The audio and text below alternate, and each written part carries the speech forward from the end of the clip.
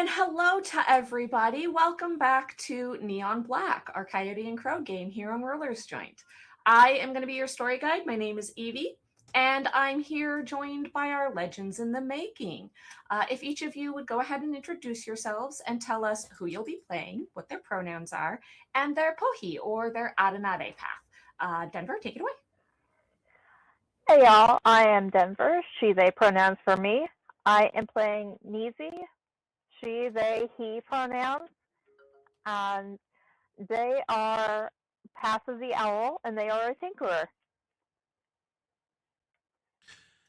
Hey all, Jonas, they, them. I am playing Sakana, a seeker on the path of the crow. They, she, or she, they, whichever kind of order you want to go there.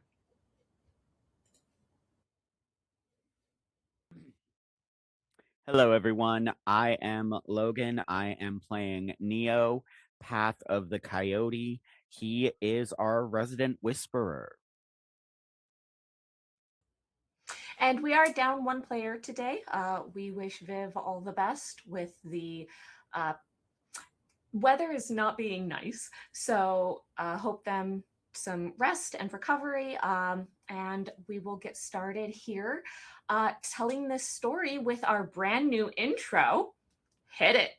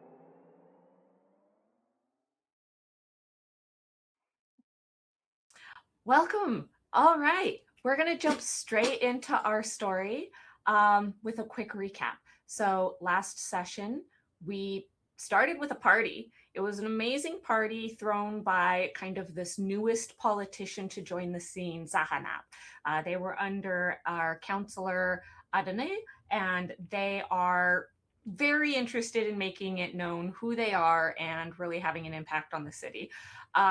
At that party, we had our resident seeker slash tinkerer, Sakana, who had been dragged to it by their project leader, Z, who was very interested in getting another council person to be interested in their exploration into a place called the Black, which is sort of an extra dimensional alternative plane of existence that not a lot is known about, and it's all very dangerous.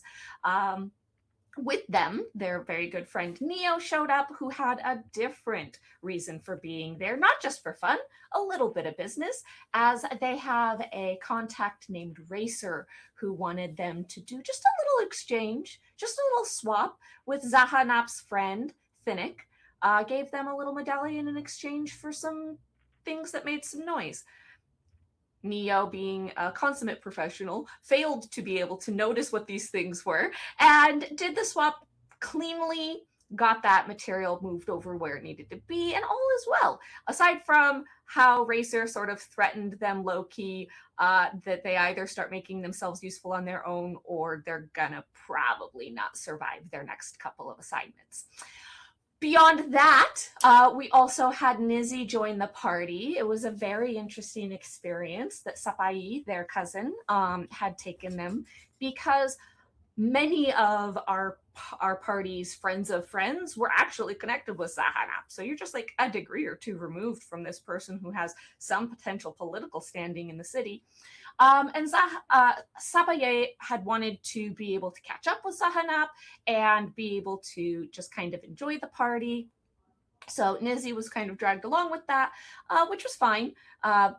but they really were more interested in going into the next day working on their project. And the next day, projects abounded because Zahanap, on the heels of that party, which was the celebration for their appointment, started a big technology fair announcement and has everybody rushing to try and put together prototypes, compile their research, and generally be able to show off in this massive citywide fair that's going to occur in about a week's time.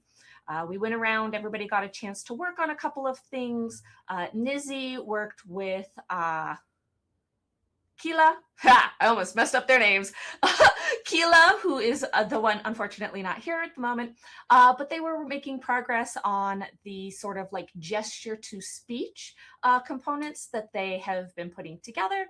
And then Sakana attempted with the joining of Pakagi. They had some advice to try and detect the absence of a thing, and that turned into a ring of sensors that just kind of triggered each other and didn't really get them very far. But that's fine because they'll just scrap it and start over, even though Pitchitik was not particularly happy with their work being tossed like that. Now, as everybody else was busy trying to put something together, Neo's not really a very technological person, and instead they really love their food.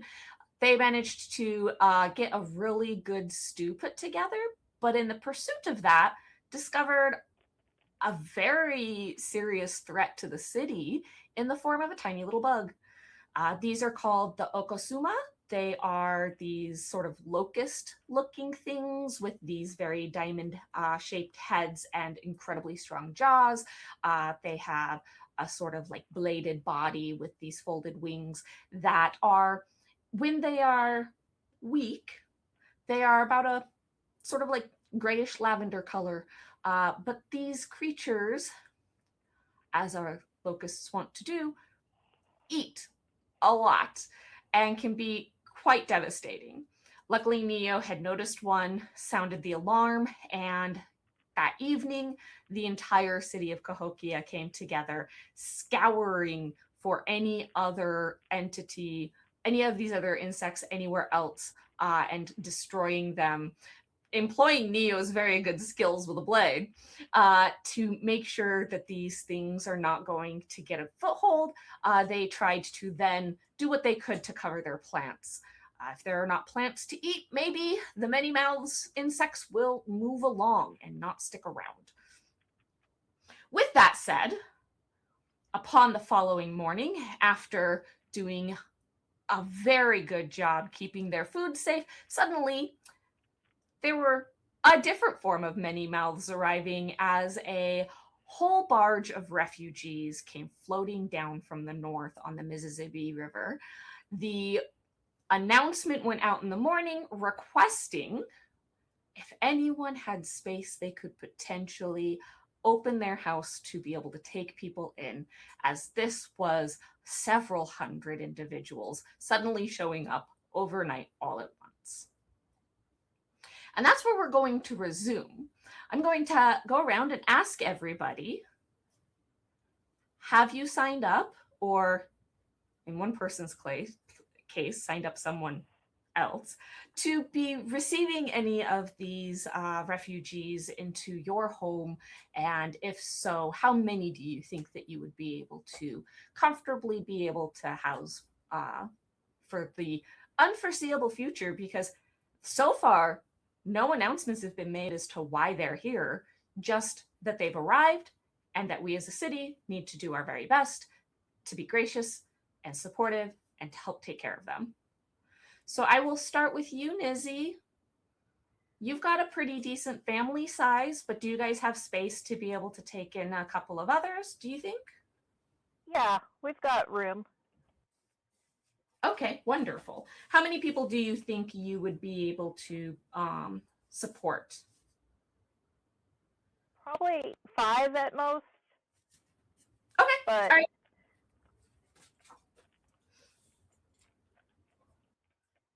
See, 5. So I think that what you get is you get a family. It's 3 adults, 3 parents, and 2 children. So you get a little family, and they are going to move in. Um, they're going to get settled into a room that you've got sort of set off to the side. And they're very gracious, very thankful. Oh no, I don't have where is my Chahi name generator? I wasn't ready. I failed. I'm the worst. Okay, hang on. It is somewhere. All right, I'll generate those names in a second. But why don't we move over to Sakana? You are also a little bit of a smaller family unit. You might not have as much space, but do you think that you would be able to open up a room for some individuals? Yeah, I think we probably had some spare rooms for the immediate family is not very large, but a lot of cousins and nieces and nephews and uncles and aunts. So even if they're not living there, there would be a good amount of space for visitation and things like that. So I think probably they could also support about the same, like one average family or like 2 small groups, like 4 to 6 people. All right. I think that what you get are 2 adults with 4 children of a spanned age, as they are looking to sort of keep the kids together. One of these is the parent, the other is that parent's sibling, so a direct aunt. And they are very gracious and thankful to get settled in as well. For Nizzy, let's get those names generated. So we've got Mochateng,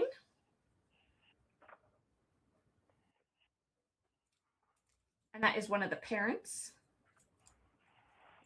They use a they, them. Hanusi, the other parent, goes by she, her. Thachka, the oldest child, they're about 14. That's a boy, he, him. Got Kanos, an 8-year-old boy, he, him. And a baby, Takunik.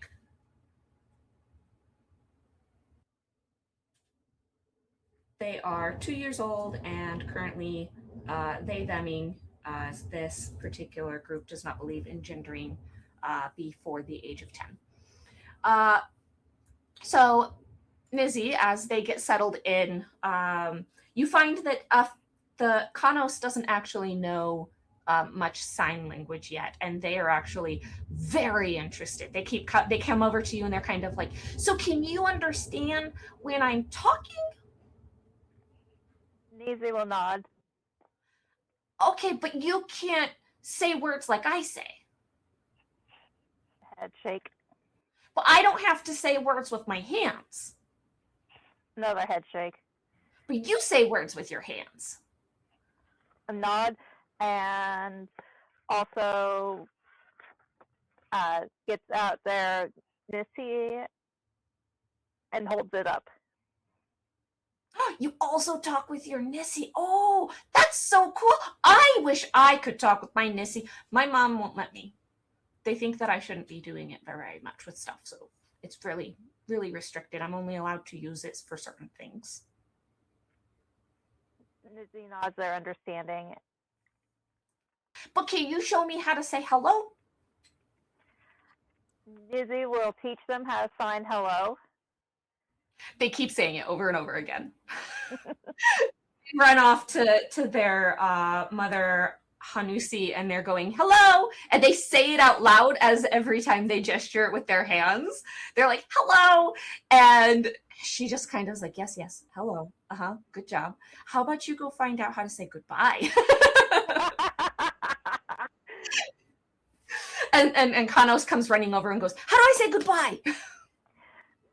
Neezy will show them how to say goodbye as well, and teach them how to finger spell their name.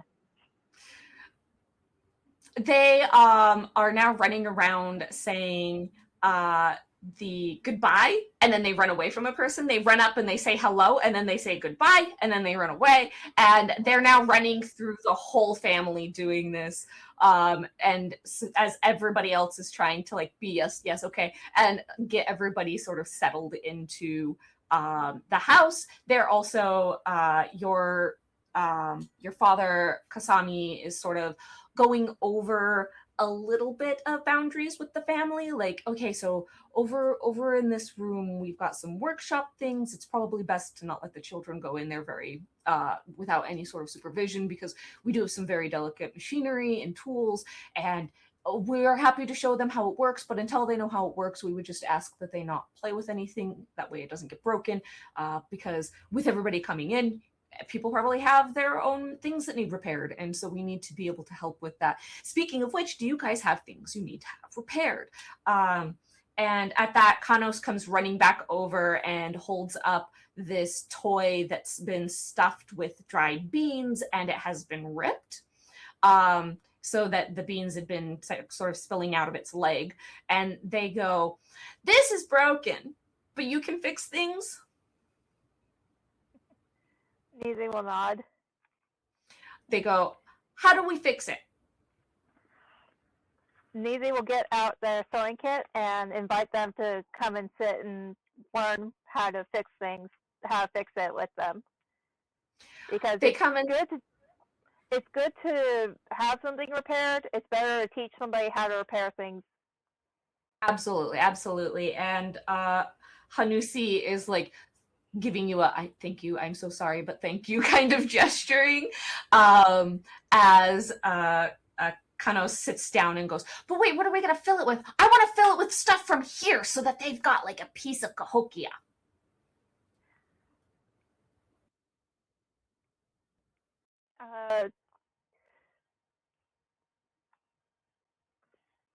Neezy will look to their dad and ask if there's any gravel nearby. Yeah, Kasami says there's probably a good amount of gravel that could be used out in the back garden, the community garden out back. So I think there's a bag still sort of like behind some of where like the mound that keeps the tools is. You could go check there. Okay. Neezy will bring Kanos with them to do that, so they can pick out a special rock to put in their friend. When you get there, Kanos wants to pick each individual rock. Each rock matters, so I have to pick exactly which one it is.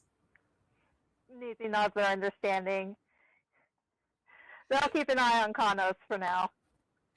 So as you kind of get wrapped up in a lovely little personal project, we will go back to Sakana. And Sakana, I think that you have, yes, I said it was, we're going to call them Yatagami.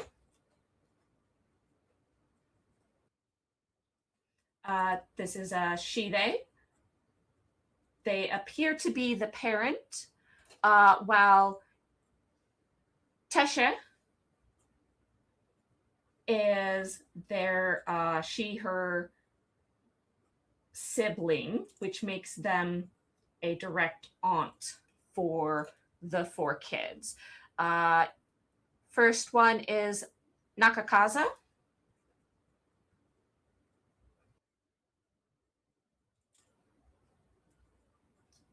This is a her is 14 years old. Really does not like this whole situation. Kind of has a very sassy, unhappy attitude. There is Kuva, who is 11 years old. He, him. Kuva is kind of scared of stuff, very timid. Then The two youngest are Pankag and, oh, missed it. Where'd it go? Mawaka.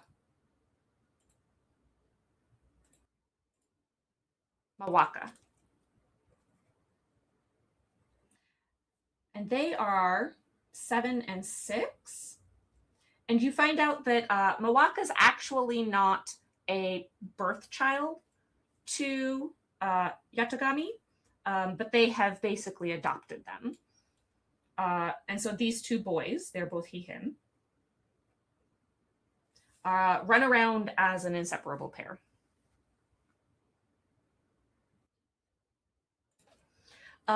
So as you are getting everybody set up, Yatagami is thanking you all and has a pack of materials and says, we brought what food we could, but it was all very sudden and a lot of stuff got destroyed. But I do have some of our dried grains and our dried seeds that we were able to rescue. Is there some place that I can put these to make them available to everybody? Sakana will show them around the word house. House is a word. It's gonna say like yes, house is the word. House is a word.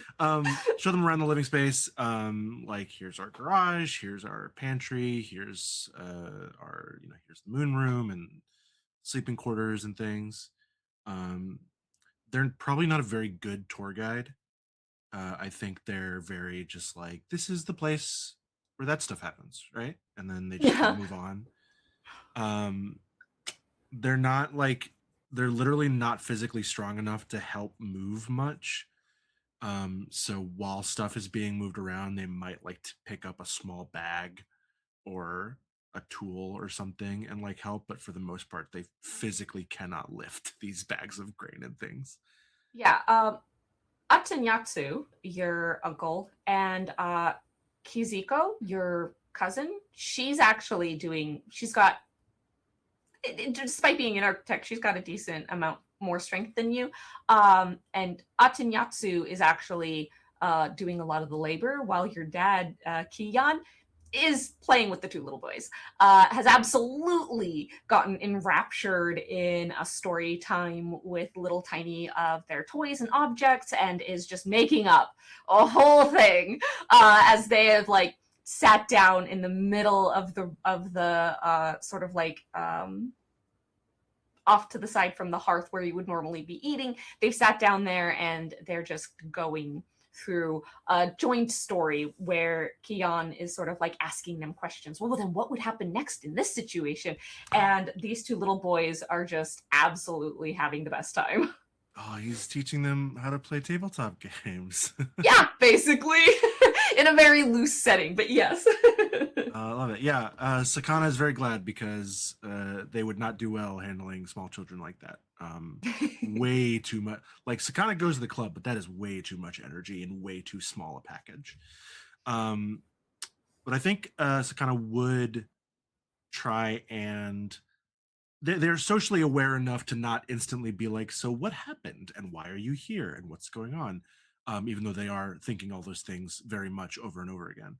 But they will clock Nakakaza being sassy and upset and recognize a little bit of herself in that. And they will try and like, once the tour is done, they'll like go and find wherever Nakakaza has moped off to and try and just kind of not pull anything out of her, but just kind of like introduce themselves and like, what kind of stuff are you into? Do you like music?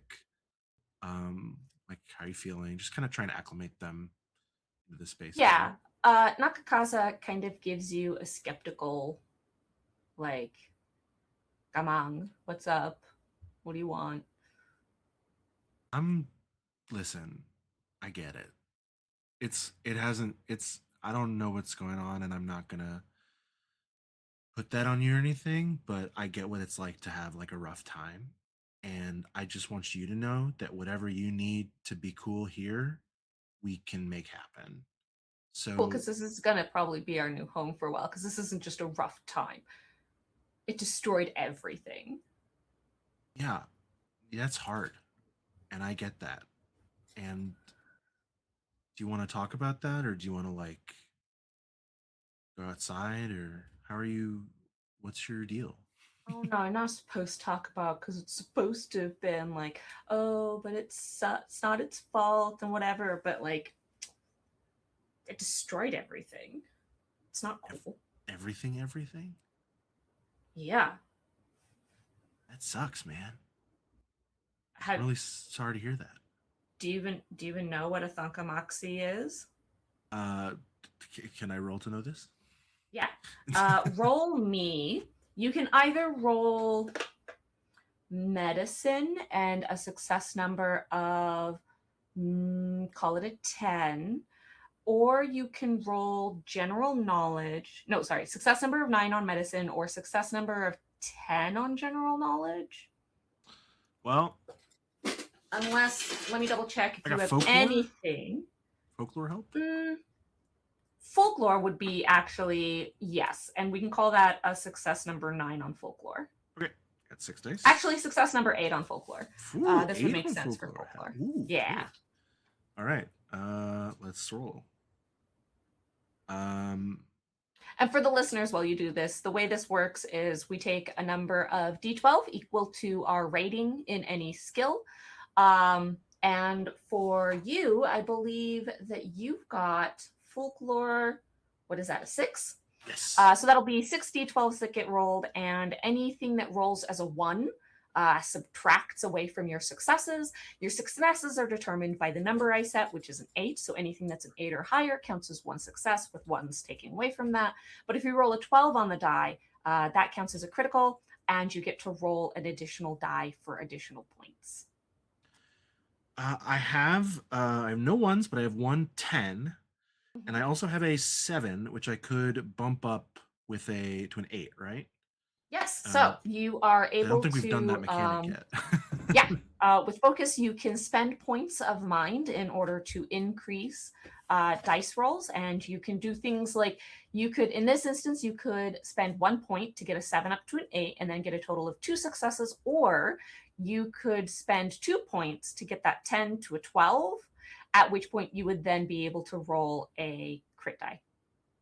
I think my dice luck is sufficiently bad that I will stick with the 2 successes and not worry about getting a critical die. That's fair. This All time. right. This time. We'll see that happen, Yeah. I'm sure. Okay, spend that 1 point. Do track that, because if we have other things happen on this day, you will possibly need to know how much your points are going down in mind. On my sheet. And with 2 successes, what you know is that a Thunkamoxie is something that has been spoken about as sort of a legendary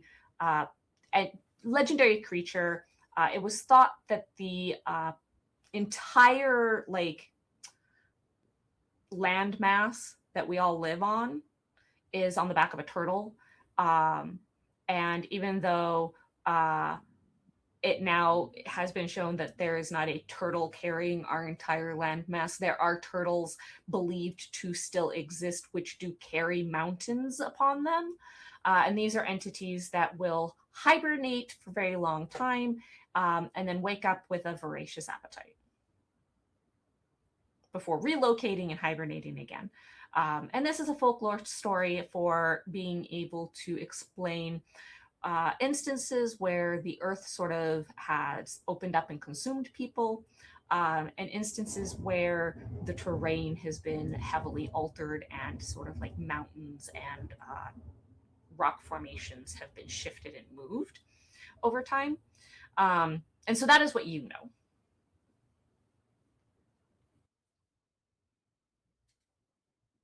Great. Let's take my notes here. Cool. I think Sakana is just going to. I don't know that I, Jonas, am a strong enough role player to get into this teenage girl's head and help her process. But Sakana's going to try to do their best to like play along to the kind of the sassy, cool attitude of like, you don't even know what it is, like this, and just trying to like try and like I don't want to say normalize, but like make it feel like Sakana is just maybe one of her friends from school or from the community, just to try and ease her in a little bit because she's obviously like really tense at the moment. Okay. I would say you can either give me, it depends on what you're going for. If you're thinking that in this moment you're attempting to sort of like help them with the distress that they've gone through and help to ease that, I'm actually going to ask for a medicine check, and that will be something where you are kind of providing mental or spiritual um, alleviation for them through conversation and companionship. Or if you're just trying to make it so that Nakakaza doesn't feel alone and maybe like feels like, oh, okay, you're kind of cool and maybe we could be friends, like I might turn to you in the future, then you can roll a charm. And I'm not sure either of those are particularly good for you because I think that you are not currently ranked in medicine. Yeah, no ranks in And medicine. your charm is a 2. Yeah, I thought I had more, but alas. Yeah, we're gonna go with charm. I don't think Okay. Sakana is trying to like armchair therapy or anything. They're just purely like new stressful situation. Hey there, little cousin. Like let's have it out. Let's just chill. Mhm. It's not that. It's I.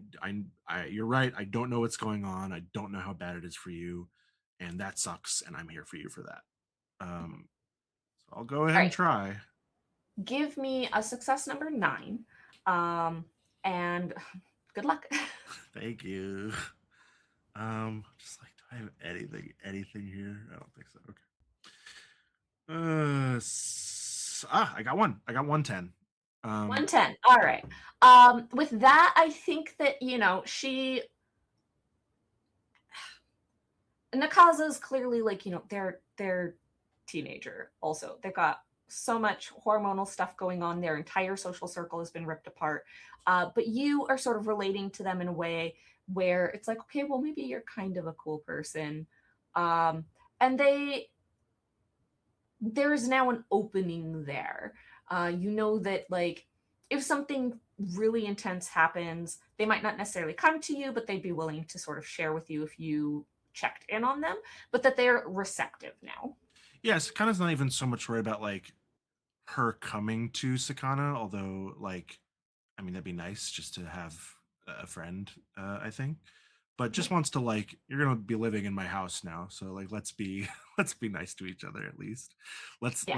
let's ease you in, and then when you meet the rest of my family, because my family I'm like type B and my family are all type A's, and you and I will get along a lot better. So I just want to like ease you into the rest of them, uh, just to try and make this process easier for everyone. That's fair. Yeah. So I think that that works out pretty well for you. And from there, let's now check in with Neo. Now, Neo, you are technically staying at your uncle Hasigun's place, but you don't actually usually stay there.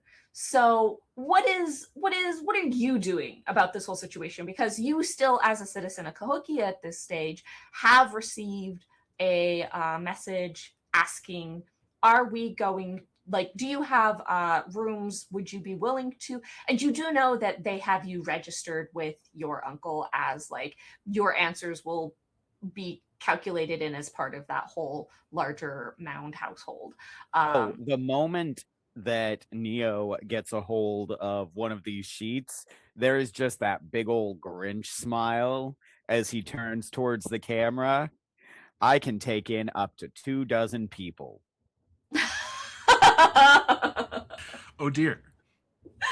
okay. So what we're hearing is Neo is a little shit. I feel like I that mean, was that's established from like yes. minute 1 of I was section gonna 1. say, is this new Not information? yeah, not a surprise.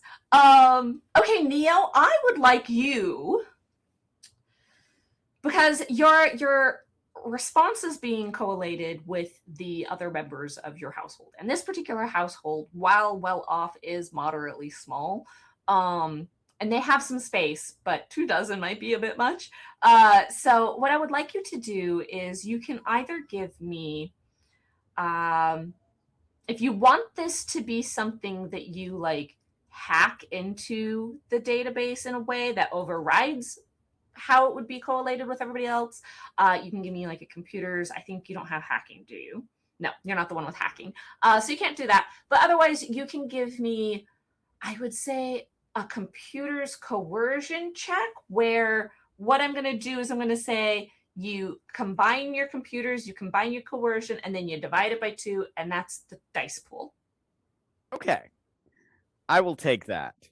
Let's see. For computers, I have I 2. think that's 2. And then your For coercion, coercion, I have 7. so that's 9. And we'll divide that in half. We'll round up, so that's 5. Go ahead and give me 5. Now your success number is going to be an 11 because your uncle's not just anybody. Hasigan is also a part of the sort of like council structure underneath Adawi, just like Sahanap is. So you are going to have to like be able to, in some way, push against what their ascertainment in this would be. So tell me how many successes you got. So I've got none, but I don't have any ones, and I've got a ton of mind. Okay, so what is your highest number? My highest number is a 9. I will drop 2 points to raise that 9 to an 11, getting 1 success. Yes. All right. So you get 1 success in there. I'm going to go ahead and do a little roll. Because we'll use this as a moment to teach a little bit about Cahokian society. In Cahokia, your political power is not because you are rich. It is because you are generous. And so in the moments like this, politicians are actually heavily kind of under pressure to be the ones that open their house first and open it the widest. So I'm going to say that Hasigan has, we're going to call it 5 dice, and we're going to say a success number of 8. And if they, depending on how many successes they get, is going to sort of determine to what extent they feel the pressure of being, like, this is their political status pressure. Does that make sense? And then I'm going to use your 1 success as a critical die to count on that pressure. Okay. Before you do that, Uh-huh. can Neo go on to Cahokian Facebook and make a going live type thing with the Dazo where he saw how many people his uncle volunteered to take into their home, and it's small, but it is such a noble gesture, and I am so impressed with him. He truly is a shining example to us all. Okay, so that is, yes, that is going to be essentially the way that your like 1 success pushes through, is to create this sort of like public pressure. Very interesting. They rolled a 1, which means in this context, Hasigan is being able to effectively push back that they don't have to be as generous. And so that's going to negate one of the successes on the normal dice. But we do still have the critical success, which counts as itself a point. It did not go above an 8, so it's just simply a point of its own. And then we have 1 additional success on a white die. So that is 2. It's not a lot, but it is going to mean that they take in 3 people. This is 3 adults. Fucking coward. All right, I've got some names here. Are you going to go home to see the fruits of your labor? Oh God, no. My good deed for the day is done.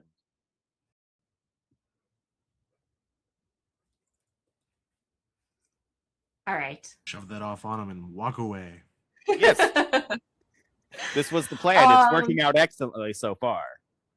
I think that what happens is you do receive a message on your Nisi is from Hasegan, your uncle, that says,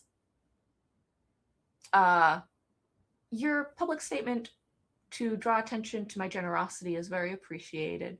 I don't have much space, so I couldn't do many, but this will certainly help to highlight what I was able to provide. And you can tell that it's a little bit like the word choices are a little bit tight. They're expressing appreciation that you're showing an interest. They don't really like the way you showed your interest, but they're like trying to use this as an opportunity to sort of like open a dialogue with you since you engaged in some way. Are you going to reply to this message? It is a direct text from Hasegan.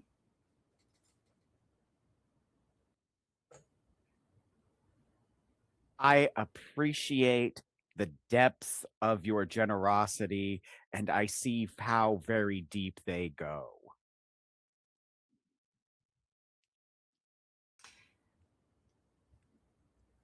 I don't think there's going to need to be any rolls for it to be clear that you're being mean. I'm not being mean. I'm being honest. This is the Dazo after all. Yes. I think that with that, the reply you get back is that generosity still continues to be open to you as you do still have a room here. Will I be seeing you anytime soon? You can see me anytime you close your eyes, smiley face. I think with that, that's sort of like, okay, well, that means no. And they are going to not continue to push it or follow up on this. But, I mean, your uncle is technically saying you are still, like, wanted to be present. Whether or not they're saying that when he smells one. Well, whether or not they're saying that through a politician's bend is up to debate. With everybody getting a sort of set of, okay, so Neo, where do you go in the meantime? Oh, I'm gonna go to my bestest best buddy Sakana's place. Okay, Sakana, you have another refugee knocking at your door. Hey, how's it going? It's going well. Literally just walk by her and be like, "What's for dinner?" Oh, I think. Oh, hey. Oh, what's up? Well, I think they brought some. Oh dear, I'm falling into the matrix. I think they brought some. They brought some supplies. They said. I think. They're planning some kind of like big, kind of. It might be another stew. Are you still up for stew? I am always up for stew. Cool. Yeah, I think we might be doing stew. Your mother kind of walks past and goes. Sani says, "It's not going to be a stew. It's going to be a little bit more like a what they have further down south, a bean wrap, where they've brought a few sort of like powdered out grains and stuff. So we're going to make ourselves some corn tortillas and then wrap it with a very thick stew." Yeah, it's like if a stew wasn't as wet, I think, is kind of the idea. So less liquid. Yeah. I'm interested. Let me see how this magic sorcery is done. You've been around, you haven't seen anything like this before? I come from the permanent ice zone. Where Oh. I'm from, if there's not enough liquid, or rather less liquid be good, but if there's not enough fire, it becomes ice. Right, wrong direction. That's on me. I always get north and south confused. How? I live here in a city where I have like navigational app on my Nisi. Like, I don't need to know that. I'd say I'm going to take you hunting one of these days, but I don't want you to die. Sani pipes up and says, "Wait, you can go hunting because we are going to need more meat. I have a bow. We don't have a lot of vegetables And we might need to make these last depending on what happens with the problem with the bugs. Turn So- directly to Sakana and then grin. We can go hunting. Yeah. Grab. Yeah, Pull. oh, okay. Don't go alone. Take a party with you. Sakana is a party. That's You're damn right. not what I meant. Grab Sonny their says in the phone off the background wall. as you guys are leaving. Yep. Awesome. Are you guys going to? So normally a hunting party is more than 2 people. Are you guys going to include more individuals? You've got both Nisi as well, or Nizi, as well as the variety of NPCs you all know. Let's grab Nizi and let's grab Pichiten because I feel bad about their sensors. And I think that's going to be hilarious one Pichitik, way or yeah. another. When Pichitik gets the invitation, they go, I don't have any weapons. We will find you one. You can be our scout. That's kind of like sensors, right? You get the like Spotter. typing and then it stops, and then typing and then it stops, and then I go, fine. Nizzy, you also get a message. You're being asked to go on a hunt. Nizi will reply with, "Where are we meeting?" Eastern Gate. You get a smiley face emoji. Oh, I didn't know Nizi liked hunting. I don't think I asked. Nizi will hand the kid that they're working with off to another family member to finish up sewing lessons and explain to their parents that they got invited to go hunting. Kasami goes, Are you sure that's a good idea? Do you have here? Wait, where's the device that sends out like an alarm so that you can make sure that if you get separated, they can find you? And they start like rustling through the array of items that are currently out, as your father is like, oh no, don't go out into the woods and get lost.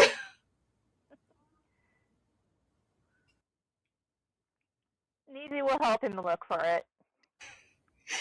They find it, and it's sort of like this little just sort of speaker attached to a circuit that generates sort of a oscillating sound to act as an alarm for being able to be detected. It's relatively pocket size, and they pack that in for you along with a couple of like I have just forgotten the word for it. I know this. Essentially granola bars. They will pack a couple of those for you and say you need to keep your energy up. So here, take these. This will be good for you to make sure that you're eating enough.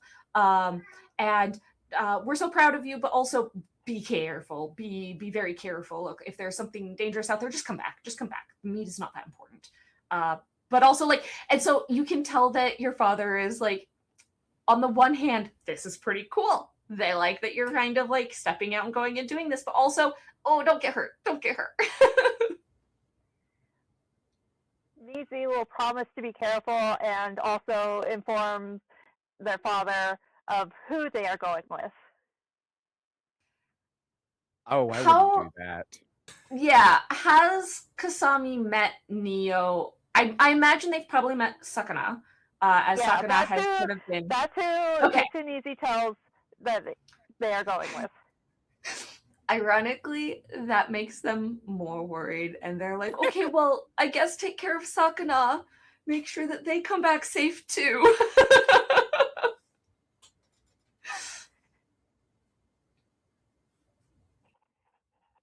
Nizi will reply, "That is why I'm going with them."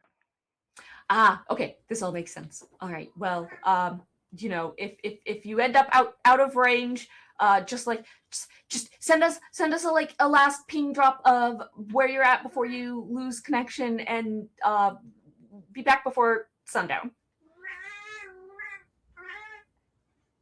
Easy nods and goes to get their longbow. Okay. As you leave, with the eventually being able to get your fretting father to let you out the door, we're going to take this moment to just kind of explain real quick the way the city is laid out. So the city itself has sort of like, on the western bank, mostly farmland, and on the eastern bank is sort of along the Mississippi is the large stretch of where Cahokia is. The mountains are at, with all of the various centers of industry, as well as the living spaces. And amidst that, in the tunnels underground in the mounds, is a rail station run by Yutsus, the floating sort of like barges that kind of circle through the whole place. Where you all are located would probably be easier to catch the Yutsu at the station in the Nahikongi district that you all live in. Is probably easier to catch that and then ride that around through the rest of the southern loop to get to the further eastern side, unless you want to sort of trek across. It'll be faster, even though it's a longer loop, to go all the way around than to trek straight across, because these things go pretty quick. Oh yeah, I am absolutely hopping on. We love public transportation. We are going to take a quick detour so that I can pick up an extra, probably mag sling for Pichitik. Okay. I believe that's a pretty low wealth rating, so you should be able to get that without too much trouble. But tell me where you're getting it from, because you are moving through the southern district, which is going to take you to the Matawi section. And the Matawi is where your uncle lives. So are you going home? Absolutely not. But the Matawi district is also where a lot of the governmental buildings are. It's also where a lot of the guard duties are. And when I was part of the rehabilitation, it's probably where I know a lot of the armories are. Okay, so you're going to swing by there and see if you can't just kind of ask for one that's available. I figure it's pretty simple. Walk in. I'm taking these people out. We are going hunting. One of them is a nerd and needs a mag sling, so they don't shoot someone with an arrow. You're getting meat for the city, please and thank you. Yes, I think that the way this works is, in the sort of like cluster of city governance buildings, you can register, quote unquote, register yourself as a hunting party to be requesting access to support for hunting. And in doing so, be able to get that mag sling for Pichitik to have. Pichitik is there with you, and this clerk, Lukia, sort of looks at you, looks at Pichitek, looks at Sakana, looks back at you, and goes, "This is your hunting party?" I am going to say yes. Okay. Go ahead and register the four of you here. And do you need anything more than just the mag sling? What are you intending, like how much are you intending to bring back? Do you need a Yutsu sled? Yutsu sled would probably be a good idea. I'm going to guess Pichitik does not have actual like clothing for the harsh Cahokian all seasons, because even spring and summer are very cold. Snow can still happen. So we're gonna see if we can't grab some of those. Let's see. Also, a couple of ration bars, because Mom doesn't love me and doesn't send me out with any goodies. He says that out loud. Lukia looks at you, looks at everybody else, and like really is recalculating. They're like trying to get a sense of what is this group of people I'm looking at. You can see them trying so hard to kind of pin this down and being very confused. We want to help. Mm-hmm. Okay. The city appreciates the generosity of all of its citizens. Go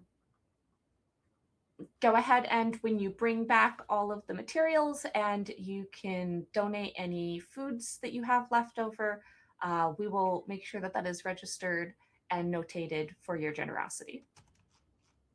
Oh, it doesn't need to be notated, but thank you. We already have all your names, so it will be. Okay, thank you. Must. I wish you wouldn't. Ooh, you're You gonna can get caught notate doing me a good twice if you thing. want. You can put me down instead of him again. Well, they asked for all four of you. I know. They're they still say that. registering you as a party, but okay, That- yeah. They like make a notation to say that Sakana is the group leader, but like they still left Neo as the one that is originally notated as sort of like the group leader. But for like the purposes of who gets the quote unquote credit for it, they just put a note beside your name for that. No escaping this, Neo.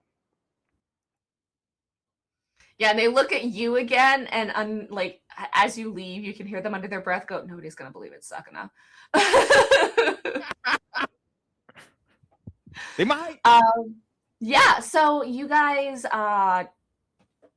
hop back onto the rail station, the underground rail station. As you do, you hand the clothes over to Pichitik, who puts on this very thick, sort of like fur lined on the inside vest jacket, and they're like, "Why is it so thick?"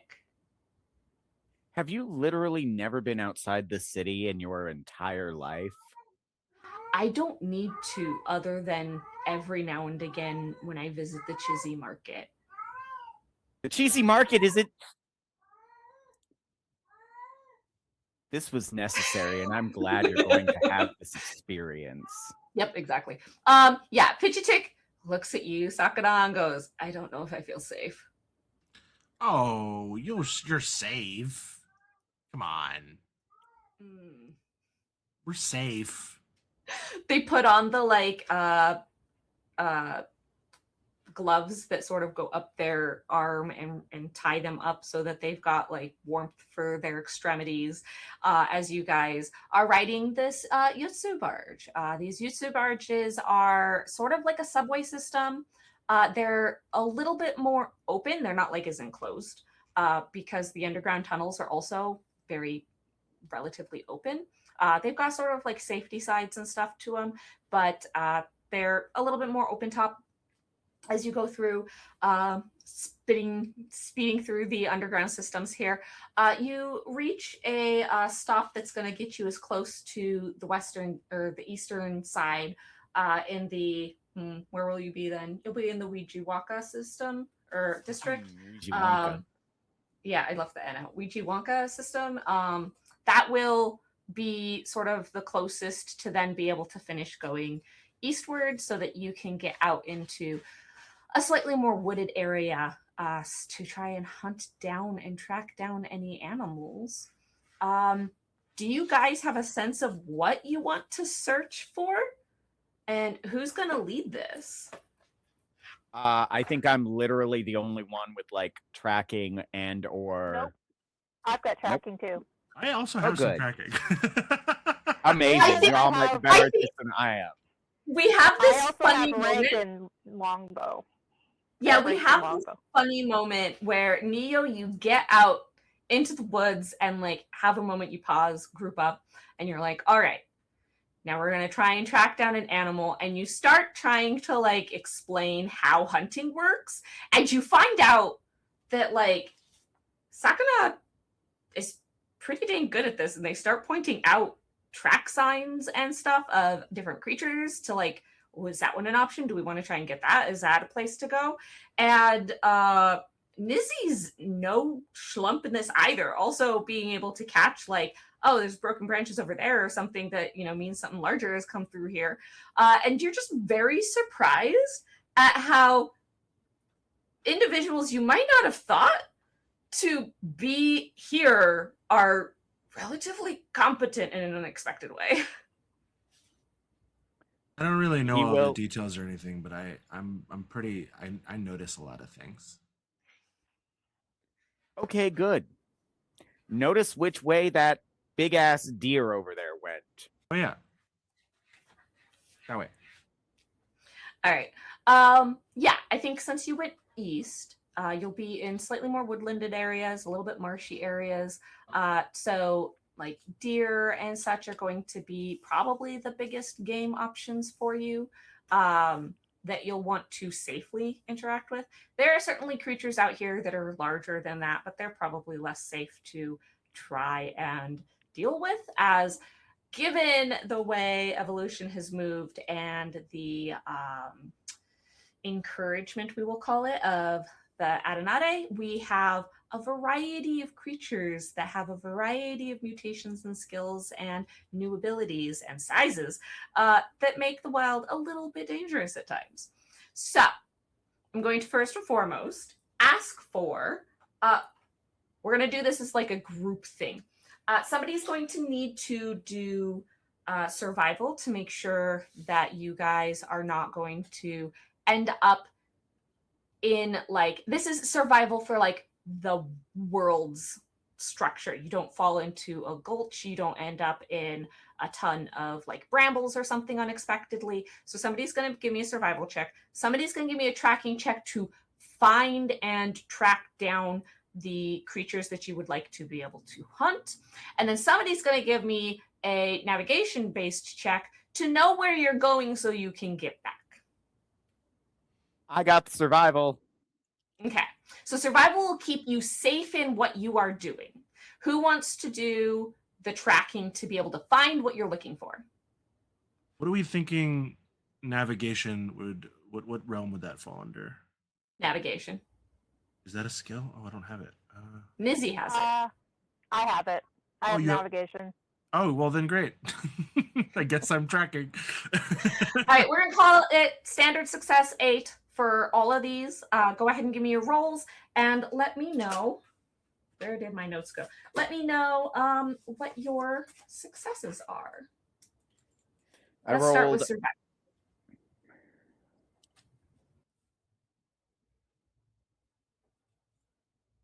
Okay, let's move to tracking. I have 3 successes. I have 2 8s and 11. Ooh, okay.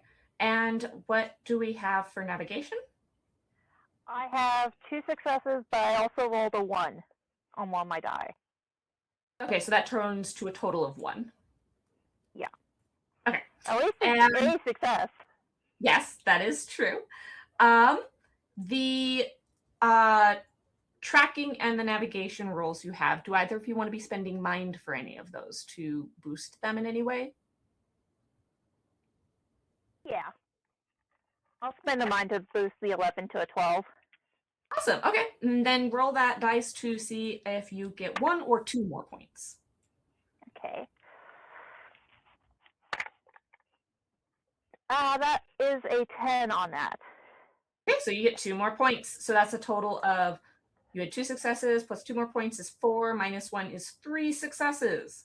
Very worth it. Okay. And Sakana, do you want to do anything to adjust your travel? I mean, I feel pretty good about 3 successes. I don't know, maybe being new to the game system, do we feel like it's worth I could also go for a crit and you're 3 successes is good. If Okay. you want the crit, you can. I would say that at this stage, so because things are tiered, 1 and 2 successes is sort of like a tier 0/tier 1. It's the beginning tier of, yes, you get your success at its basic Sure. level. You've hit the next tier, which is 3 and 4, because you've got 3 successes. That means that you get what you want with a relative amount of ease or a little bit of a boost. You could attempt, if you can get a crit, to try and get to the next level up, which would be a 5 and 6 success, means that you will reap the benefits, right? And so if you took one of your successes, turned it into a 12, you would at least get 4 successes. And if you hit an 8 or higher on that die, you can get 5 successes. It's your call if you think it's worth the risk. I think Sakana I think a 3 is about right. I think Okay. I don't think Sakana has it in him really to reap the benefits. I don't know that they've been out doing this actually in literal but it years. could also be super funny for That's Sakana true. to You know show what? up and just be like, boom, here's a herd. You know what? Actually, I am going to do it specifically to impress / You piss don't- off Neo. You either hit like a herd with that like 3rd tier, or you stay where you are. All right, yeah, we're at 4 successes. We'll stay there. I won't keep spending. Okay, so your crit die was under an 8. I spent 1 and landed a 5. Yeah. Okay, all right. So we hit 4, so we're good. That's still a good number of successes. And then Neo, what is our survival? You are muted. Still.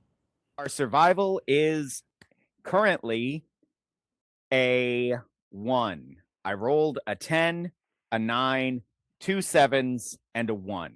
So I'm going to go Okay. ahead and spend 2 mind points to raise those 7s up to an 8, giving me 3.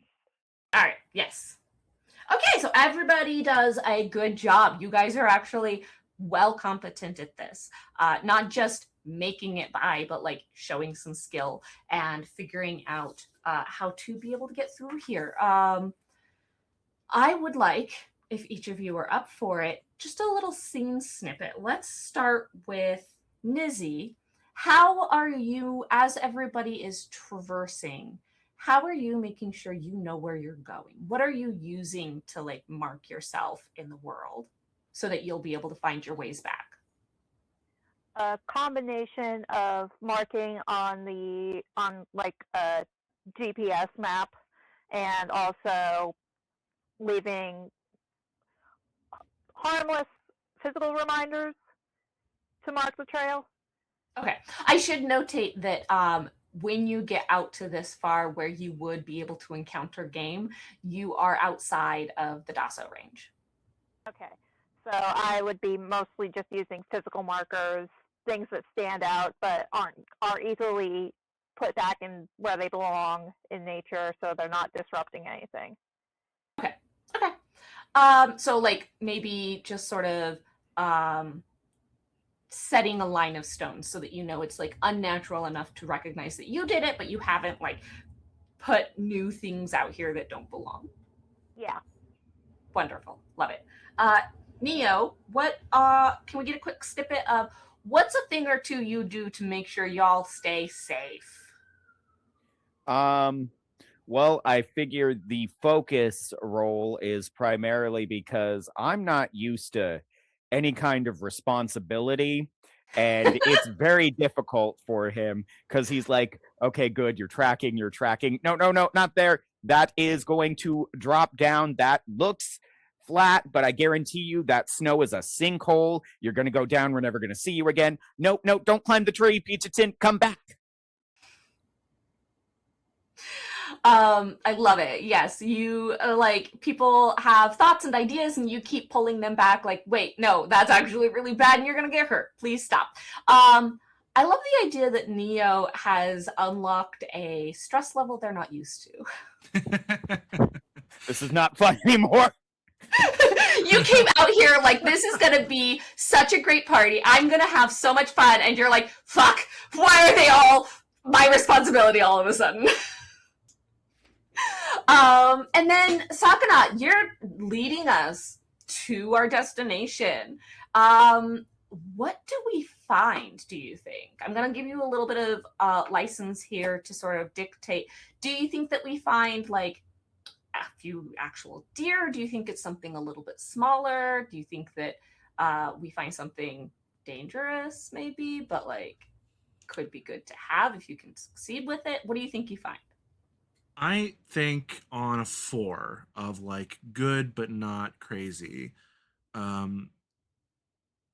I think I think maybe Sakana finds evidence of something dangerous. Maybe like bear droppings or something, some much larger hooves. But is like able to tell that it's like not close and Yeah. we're safe for the time being.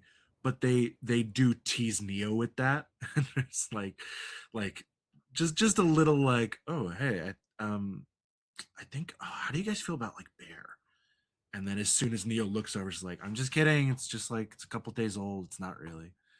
Um, and then just follows those deer tracks that we mentioned, and we find like a small group of like half a dozen deer grazing, um, sort of out in the forest that are pretty peaceful. Yes, awesome. Okay.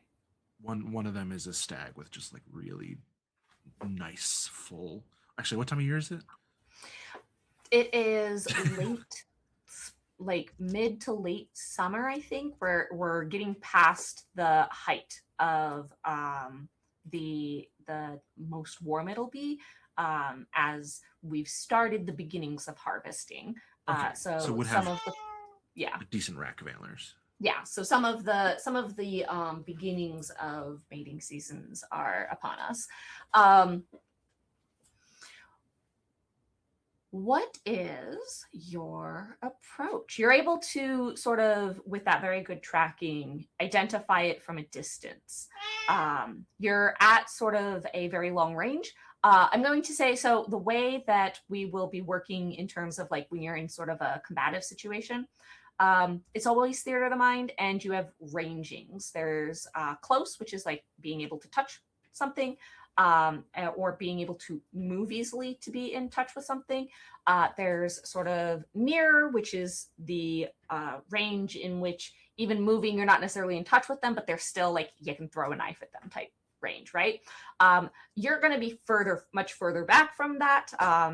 Bows might be able to hit these depending on which bows you all have, but you're not necessarily in striking range yet. You've managed to like really clock them from a distance, so you have a chance to decide your approach. At that stage, Sakana will turn to Neo and ask for his advice as the experienced one here. Well, my advice would be we circle them, we move quickly, we move quietly, and we try to. We've got a couple of options. Number one, we can just stand up, launch a volley, hope we confuse them. That's probably going to make them scatter, go every which way. We're not going to get them all. We might get one or two, which isn't bad, but we could do better. Or we could take a note from Grandpappy and try to herd them. Now, we don't have a cliff to throw them over, but if, say, a couple of us took a long way around, climbed up in some of these nice big trees here, and then one of us kind of tried to herd them underneath, we would get at least a few of them just by firing directly down and dropping them as they ran by underneath. Okay, yeah. What we could put Pitchatik and then maybe me and or Neezy up in a tree, and you're probably the more active one. I don't know how you feel about that. I don't mind the circling plan either. We could go north, south, east, west, and when Sakana says that, they point the wrong way when they say each direction. Yeah, I suddenly think that us circling is going to end up with at least one of us getting shot, and somehow I think Old Man Coyote is going to ensure it's going to be me. So I think I like the plan of us like going and herding them, and I would actually recommend the three of us getting up in a tree and Pitchatik being the one to herd them, because all you need to be is loud. What if they run at me? They're deer. Yeah. Do you see that one with all the points on his head? That's mean. That's what that is. I can tell that that's mean. That's weapons. That's attack. Neezy will put a hand on their shoulder reassuringly and sign, "Deer are prey. Think like a predator." Peachy Tick shakes their head. I'm not a predator.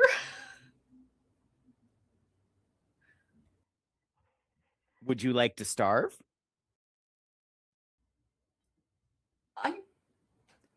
I asked a question. We're not gonna starve. Oh, I mean, I had fully intended us to stay out at least 1 or 2 days out here.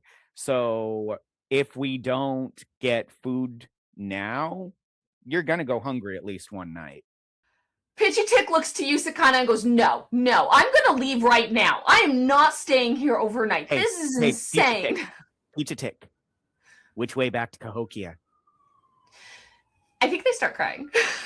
Neezy Sakana- just Sakana, at that gives point- Neo a stern look. Yeah, Sakana will go over and like put hands on Pitchy Tick's shoulder and look at Neo and just be like like Sakana gets it, but just like take it, take it easy. And then That was just gentle. That was easy. then just pat Pitchy Tick on the shoulder and be like, hey, it's been a stressful couple of days. We all struggled with the project. This is a chance to like kick back, engage in an activity, get the adrenaline up. That's easy for you to say. You're gonna sit in a tree. Okay, I'll do the loud thing then. I got my speakers. Yeah, you do it. You're Okay. loud. I'm not loud. Yeah, sure. That's fine with me. Just But are you accurate? It doesn't matter. I'm gonna get lots of chances to try. that's Neezy kind of what I gives- was thinking Neezy before, gives to be them honest. an approving hand gesture. That's the right attitude to take.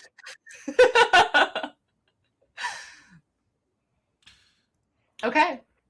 I think then, so Sakana, are you going to be the one to sort of like spook the herd in a direction?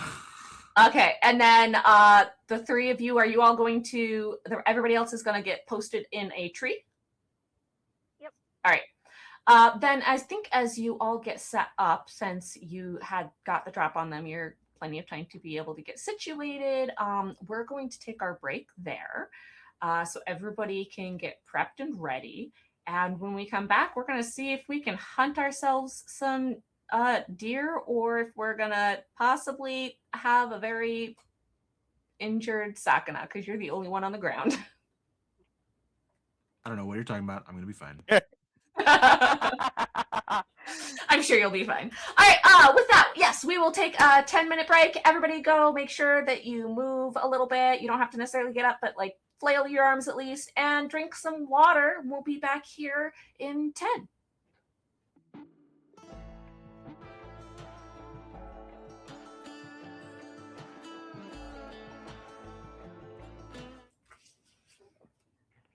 Hello, Muwei, and welcome back to everybody. I hope that you enjoyed the slideshow during the break.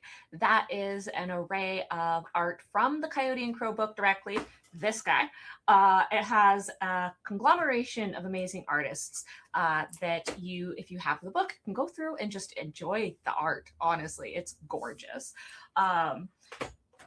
With that, we are going to come back to our Legends in the Making. We have 3 up a tree and 1 trying to successfully spook some deer towards their party so that we can get a hunt result. I'm going to ask that we start with Sakana. As you are moving through, this is wild land. There's underbrush, there are tall trees. Even though it is like mid to late summer, there's still snow pockets in places. It is going to be a little bit of a difficulty to sneak around and get into position so that you can spook the herd at the moment that you are wanting, so that they go in the direction that you would like them to go. So please roll me a stealth check. And since you are sneaking up on prey animals that are used to being hunted by creatures like wolves, they are going to increase your success number by 2. So you need to hit a 10 or higher in order to be able to position yourself where you would like to. That's fair. But I think your stealth is actually surprisingly good. Maybe this is another moment where Neo, you're watching from the tree and like, I don't know. We'll see how Sakana does. Yeah, I got 5 for 5 dice pool for stealth. Sakana is knows how to go unnoticed, mostly in human terms. So this is testing their capabilities. But I actually have 2 successes, no ones, and one of them is an 11, which I'm going to spend 1 point of focus to bump to a 12. Nice. Unfortunately, no extra success on the 12, but that is a total of 3 successes. Very good. Yeah, no, with a that hits that second tiering, you are able to position yourself where you want. None of the deer are any of the wiser. It doesn't take you additional time to do so. It's as you're moving through here, I think maybe it's a sense of like when you're in a crowded space, the way you kind of bend your body to make sure you're not bumping against people is the way you kind of can move through the plants so that you're not bumping against the plants. Yeah. It's kind of just imagines they're on the club floor right now. Yeah. You're dancing your way through the plant life. Neo, you watch as Sakana does an amazing job. This person, this wayfish individual that is super nerd, is kicking it out here in the wild. What are you thinking? This is not a dance club. Literally typing on the Nisi. Resist the urge to send it because he doesn't know if she's got hers on silent. In fact, you know for a fact it's not on silent because they're going to use it to distract the deer. So that's a good idea. In which case, he's just like, this would be funny, but it's not what we need. All right. Now we're going to move into a encounter mode where we're sort of we're starting to take like turns because what each individual does is going to start mattering. We're going to end up using people's initiatives, and I have y'all's initiative. So I know that Neo, you're going to sit first at an 11, followed by the deer going to be the first 8. And then Nizi is the second 8, and Sakana, you're the last 8 in that list. And Pichitik is a 6. So that is our order of operations. I actually need to write that down here really quick. Nizi, Sakana, Pichitik. And we will go through for you to be able to take your turns. You have what is called a primary action and a secondary action. Your primary action is going to be probably shooting your weapon. It can also be something a little bit more robust, but in this case, y'all are in a tree, so I don't imagine you're going to be diving for cover or anything like that.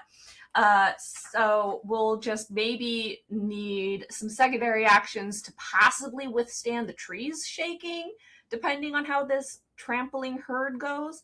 And otherwise, I think we're going to get started. Now, Neo, you're technically up first, but they're out of range at the moment still. Just wait. You're just going to be quiet? You're going to be silent up there? Mm-hmm. Okay. I am going to actually, as we go through here, I'm going to ask for you, Nizi, and Pichitik to give me stealth, because you need to be silent enough that you don't spook them before they get to you. That way they will stay moving in your direction. So if you could give me a stealth real quick. And this is going to be a standard success. They're far enough away. Their heightened senses aren't going to be of use for this, so it's 8 or higher. 2. You got 2? And I had a 10 and a 12, and then on the bonus side, I got a 10. Nice. So that's 4, 5? How many? Wait. 10, 12, 4. That's amazing. Usually know how to be Um, quiet. Yeah, Neo, as you're sitting there, you look over and Pichitik's doing a good job. Pichitik has gotten themselves situated and they're silent. They're not fidgeting. They're sitting. They're waiting. They're very intensely focused. They're not making too much noise though. Like they're locking in. I knew Pitch Take had it in him. I didn't, Uh, but I hope. Sakana, as we go through the turn order, we are going to reach you. What exactly do you do to get this herd moving in the direction you want? I will turn up the volume on my Nisi all the way, Mhm. and then I'll pull up one of the recent tracks that I've been working on. In the last week that I've been doing in my free time when not working at the lab. It's called Nice Beats, and it's got a really sick drop. And we'll just fast forward up to the drop, and then play right at the just like biggest blast of sound possible. That's amazing. I imagine it's a situation where it's like we get the little bit of the lead up where it's like do do do do do do do do do, and then kaboo kaboo kaboo, and the noise blasts out. I am going to ask you to roll to see that you get them to go in the direction you want. Right. Now, I'll roll music production to make sure that they get the vibes correct on this song. the right vibes for them. What would that be? Yeah, I don't. Husbandry might make sense because you are attempting to affect behavior. I'll give you benefit in you have ranks in synthesizers. Yeah, I do, yes. Yeah. So I will give you half of that to your pool because your husbandry is real bad. Thank you, very generous. That'll be 3 additional to your husbandry. And given that these are animals who are used to fleeing, you're going to have a standard success number of 8. It's not going to be hard to get them to do what you want to do. So roll those 5 dice, right? And let me know how many successes you get. I have, unfortunately, no successes, but no ones. Okay. So I will spend... I've got 5, 5, 5, 6, 7. So I could spend 1, 3, or 6 to get to 1, 2, or 3 successes. I don't know if 6 is worth it. I'm going to go to I will 2. remind you of our tiering system, Yeah. where if you roll 1 success or 2 successes, that's still that first tier. They're the same thing? Okay. Yeah, so there's no gradation. Yeah. I'll just take the 1 success, then I'll bump up my 7 to an 8, and we will all acknowledge that it should not have been Sakana doing this, but alas. I said it shouldn't have. But I mean, you still get success, right? The herd sort of scatters in a couple of different directions, but one of those directions is directly at the friends in waiting. And so as we come past Sakana, background, we're going to wait until it's the deer's turn to be able to start moving. They're going to move into long range. And so on your weapons, you've got short, medium, and long range. So you'll be rolling long range. Neo, you do have an 11, but you can basically hold your turn to go after so that you can hit them once they get in range. Okay, so everyone, as the deer come within range, I guess Neo and Nizi, you'll essentially be going at the exact same time.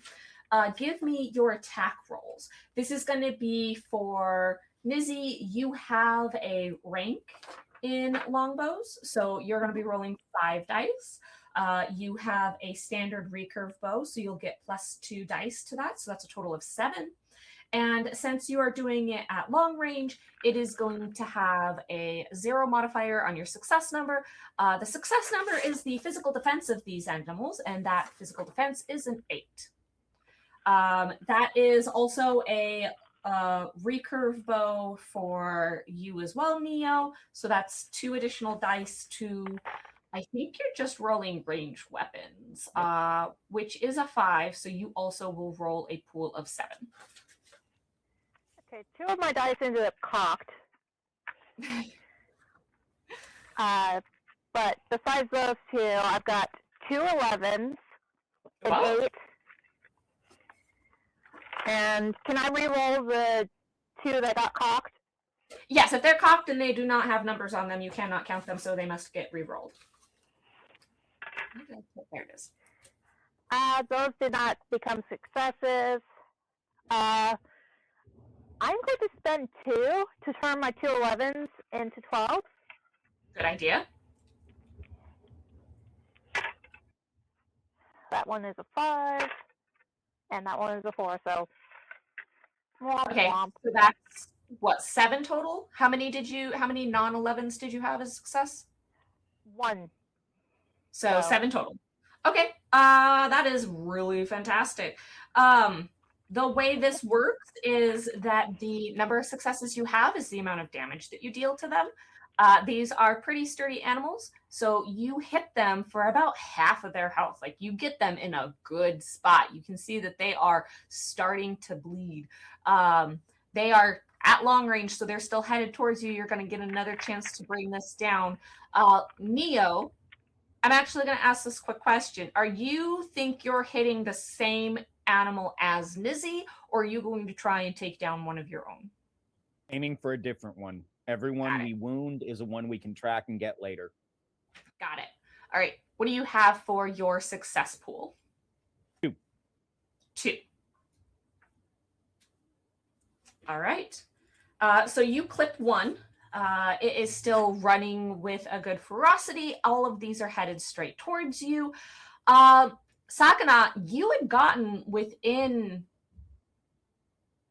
right between medium and short range to be able to spook them the direction you wanted, which means that at this stage you can shoot them as they are fleeing from you. You're ahead of me. I was going to ask, yeah. You can either, I'm going to give you the option to either shoot one of your own that no one else has touched yet, and that'll be at medium range, which means that you will get the benefit of, for a superior curve bow, -1 on that success number, so it'll drop to a 7. Or you can hit one that one of the other 2 have hit, and that'll be at long range, which actually with your superior recurve bow also drops it to a -1. So you'll be aiming at a success number of 7 either way. But do you want to also increase the number of animals as total, or do you want to try and bring one down? I think Sakana, we would have been part of the plan to talk about this, and I think she will follow Neo's advice to track them later. So we're going to take in a new one. All right, go ahead and give me, your success number is a 7 because of that recurve bow, and the superior recurve bow, and you're going to get a +3 to your pool. Now, you're going to be rolling just ranged weapons, which is a 2, but you do have a +3, so I got that'll 5 be a range 5 weapons. I have 2. I have 4 perception, and I have a rank in it. So, I wonder how I got that wrong. All right, go ahead. Give me a 5 + 3 is 8. Hell, all right. We're looking hot. We got some crits. Let's go. Nice. We are looking at 1, 2, 3, 4, 5, 6 successes. Oh, and a 1, so 5. 5 successes, and that's with the crits total. So, like, the way crits work is when you get the 12, that counts as a single success the way everything else does. When you add the die itself counts as a number, and if you get above that success number, still says it's a 7, then that die becomes 2 points. Yep. I have a 12, and then the crit die rolled a 10, so that is 6 That's total 3 total on successes that. and Got it. 1 fail to subtract. Got it. All right. So, I mean, we are looking pretty good here. Nizzy with that Amazing shot. Sakana getting a real good hit in too. Neo, you're just clipping them. All we got to do right now. But that's They're okay. showing you up. Well, now we've got the one who you don't want to show you up, which is Pichitik. Pichitik has a No, mag I sling. want this to be the best one. Pichitik has a mag sling, which is going to give them 2 dice that they otherwise do not get. This is at long range, which is going to make the success number a 10, because this is not what this is designed for. And they only have a 2 starting. So they're rolling 4 dice and they need a 10 or higher. Oh man. They clip one. They wing one right off the shoulder, and they are, I think that Neo, maybe where you're positioned, you're keeping them in your peripheral vision just so that like you can keep a little bit of an eye on them, since they're the most like uncertain in this situation. You can see them just going yes, yeah, and just like celebrating that they'd managed to draw any amount of blood. We are going later.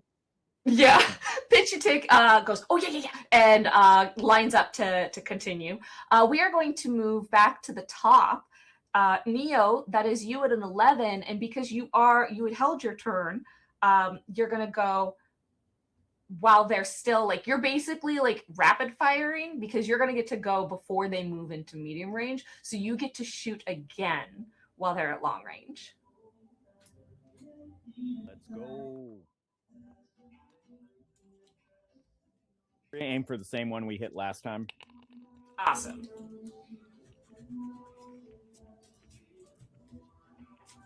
Four successes this time.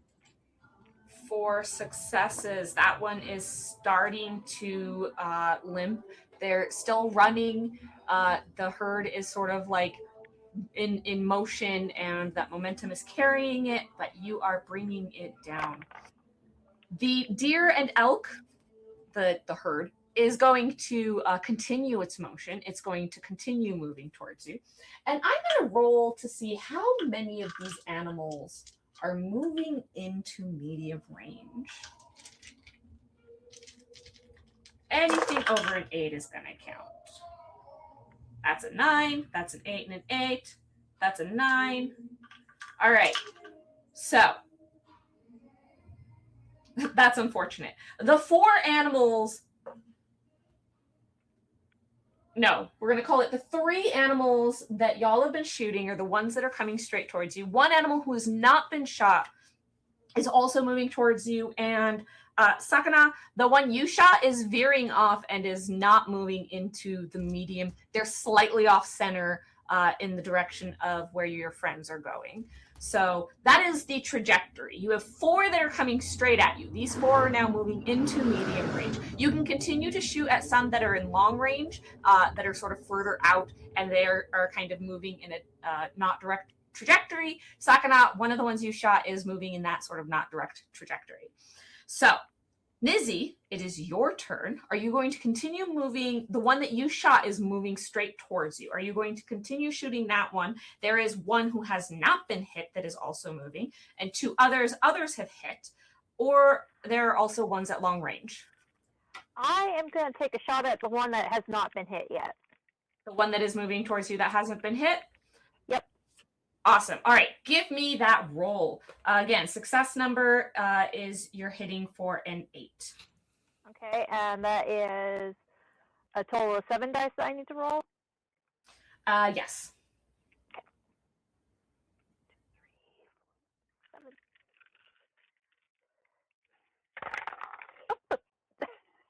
That did not land in the box.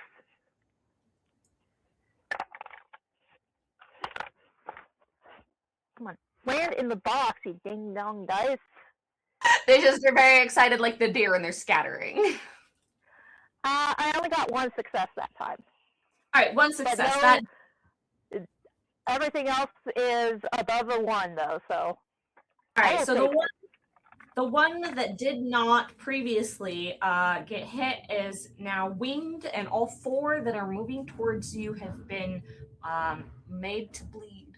So, Sakana, you have a choice. You can continue to shoot at the one who is moving away from you that you had previously shot, who is going to possibly become somebody you have to track later because they're not moving towards your friends, so it's unlikely you'll be taking them down in this moment. I'm sorry about the sounds of the city outside. It sounded like a prowler scream from Spider-Verse, and I was like, oh my god, what is this deer gonna do to me? Like, oh This deer is mad and it is calling in reinforcements. what was happening? There are some scary monsters that are about to jump out of these woods. I do not know what that person is doing outside. I have no idea what that sound is from. Oh, good. That doesn't sound like a normal vehicle. My bad. Sorry for getting distracted. I just was like, really. It's also a heard very something in my weird head. sound.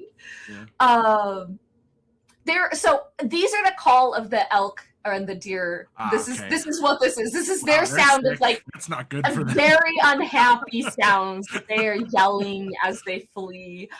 Which one do you want to attack? You've got the one you've previously hit. If you take it down before it continues to get away, you'll be able to collect it now. Otherwise, you'll have to possibly track it.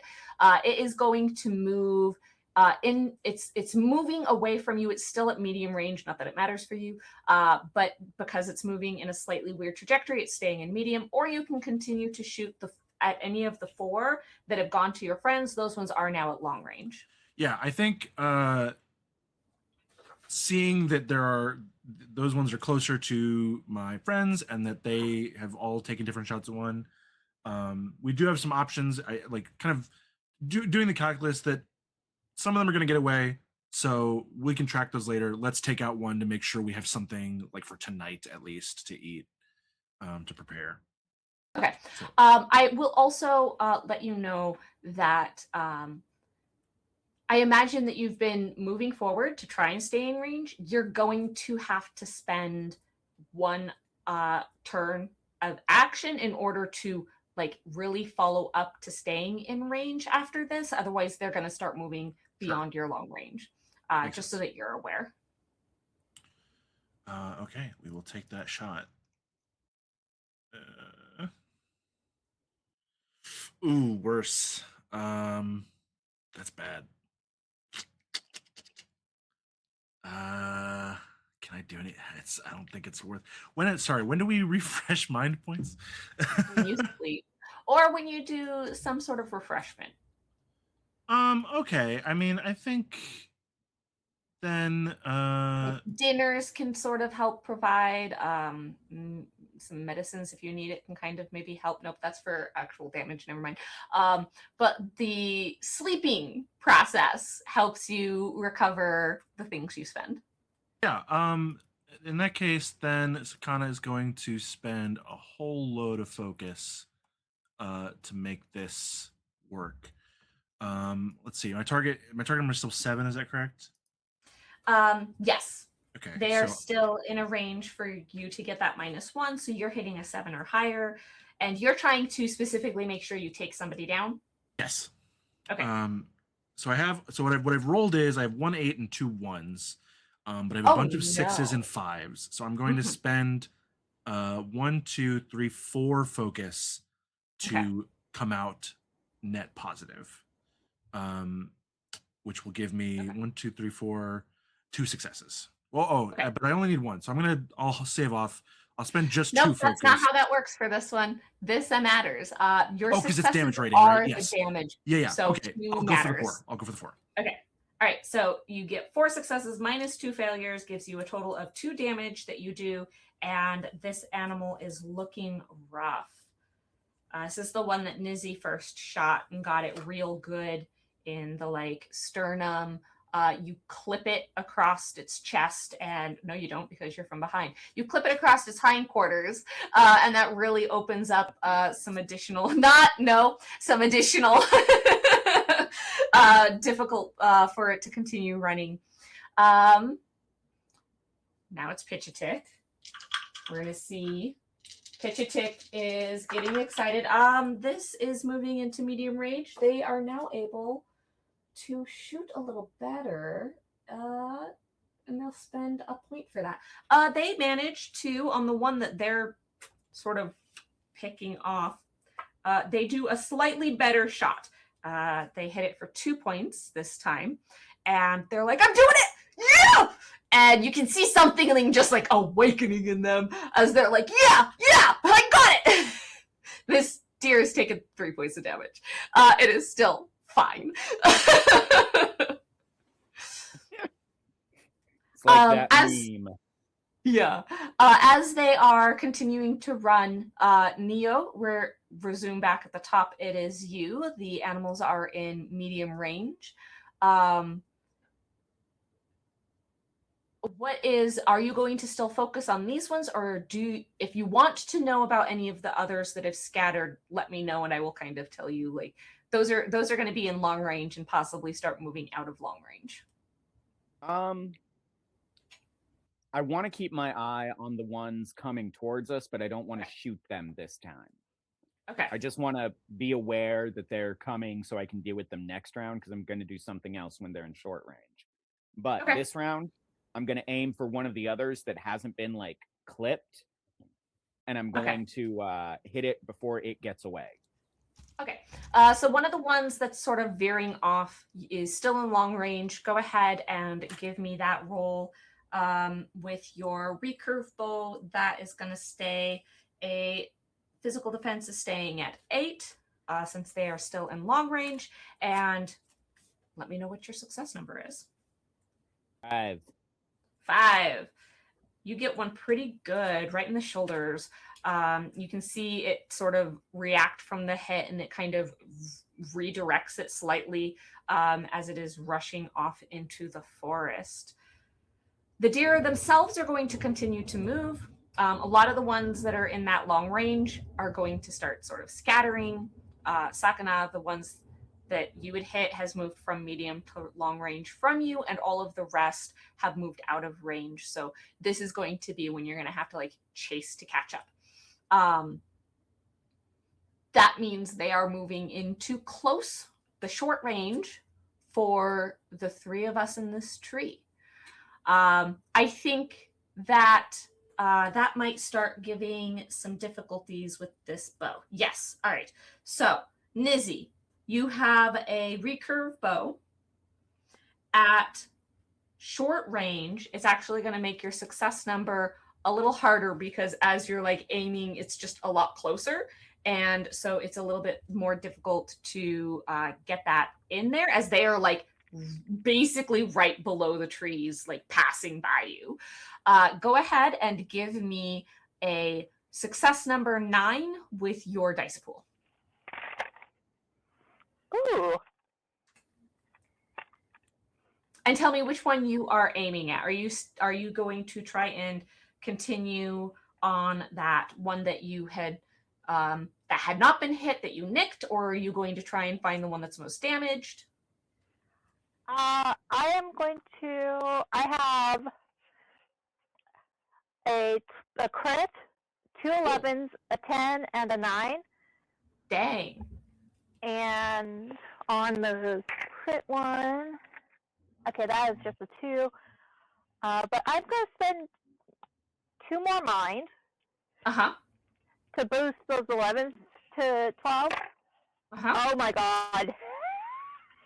I just rolled double 12 on the reroll. No way! Keep Oh going. my god, Neezy is the freaking best at this. I have seen. Go on. Unfortunately, those are both 8s on the reroll of the rerolls. Okay, that's fine. I'm trying to keep the numbers in my head. Dang, Neezy spending time outdoors is paying off. Hold on. 1, 2, 3, 4, 5, 6, 7, 8, 9, 10, 11, 12, 13, 14? Yep. Okay, which one did you want to hit? The one that had been nicked, but not taken down. So Or the same injured, one as from bad. before, that one that had come in looking just fine, that you nicked, you line back up. And even though this thing has gotten real close to you, that should make it harder to hit. It also makes it punch through with so much more damage. You take it through the top shoulder, it goes all the way through, punches out the other side, and this animal crashes into the floor and bangs up against a tree. You wipe it out. So one is down. Yeah. Lucy just kind of hangs onto the tree and just grins at Neo. Yes. Sakana just sees that happen across the country, is like, oh. Sakana, it is your turn. They're getting away from where you're positioned. Are you going to? Yeah, you're gonna have to chase up so that you can Not get into Sakana's range. specialty. Actually, give me an athletics check. Yeah, sure. Just to see. Just to see. If All you right. get a crit, we'll say you get close enough to do another long range. Oh, incredible. I did! No way! I have a 7, a 4, and a 12 on 3 dice. That's amazing. Yeah, you get just in range. You can clip out one of the deer at the end. Give me that roll. Incredible. Yeah, so that 4 is Sakana's natural athleticism, and the other 2 dice are their actual The adrenaline rushing. the adrenaline rushing and like the minimal endurance training that they've done just for situations like this where it really counts to put on the speed. Ooh, okay, those are tasty rolls. We've got a couple crits. A 1 on a crit die is still a success, right? Yes, the ones on crit dice don't count as anything. They are still a success. All right, I've got 1, 2, 3, 4, 5, 6, 7, 8, 9, minus 1 for 8 successes. 8 successes. Which animal do you think you're hitting? Are you hitting one of the ones that went off onto the side, or are you trying to get one in the group? Can I reach the one that I struck before? Which one did you strike? It did before? go off, if I recall correctly. Yes, because it does not change for you from medium to long. You did that. I will say that you can get to that. So as you run, you don't necessarily run directly towards your friends. You run slightly off to keep that one in range. And as you hit it, you watch it, like you hit it and kind of come up from behind on it.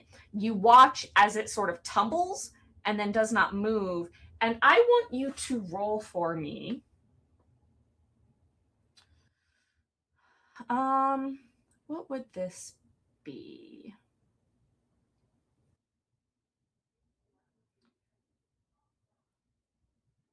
Give me 8 dice. And your success number is 5.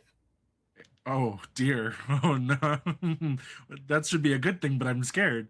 Oh dear.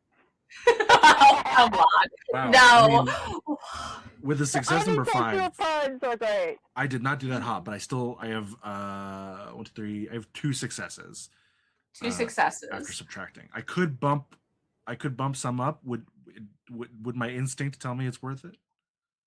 As you are here, I'm going to give you what your first tier success gives you, and then you can decide if this is worth getting that second tier. You shoot that animal and it kind of rolls and then stops moving, except that you see it stand back up with magnificence and sort of begins to turn to be in, like, not continuing the trajectory it was going. Yeah, I'm gonna spend 2 focus to give myself How much mind do you have left? 4. So actually I'll only spend 1 because that'll bump me up to 3 and I don't need to go to 4. So I'll spend 1 focus to bump myself got to crazy amount of mind. Yeah, But they also have really crappy stats and a lot of things to need that mind. So all right, so you're bumping yourself up no to brain, no brawn. So I've got 3 successes. 3 successes. As you like pause, you're like huffing with the exertion, and you pause to like look at this and really kind of like focus in.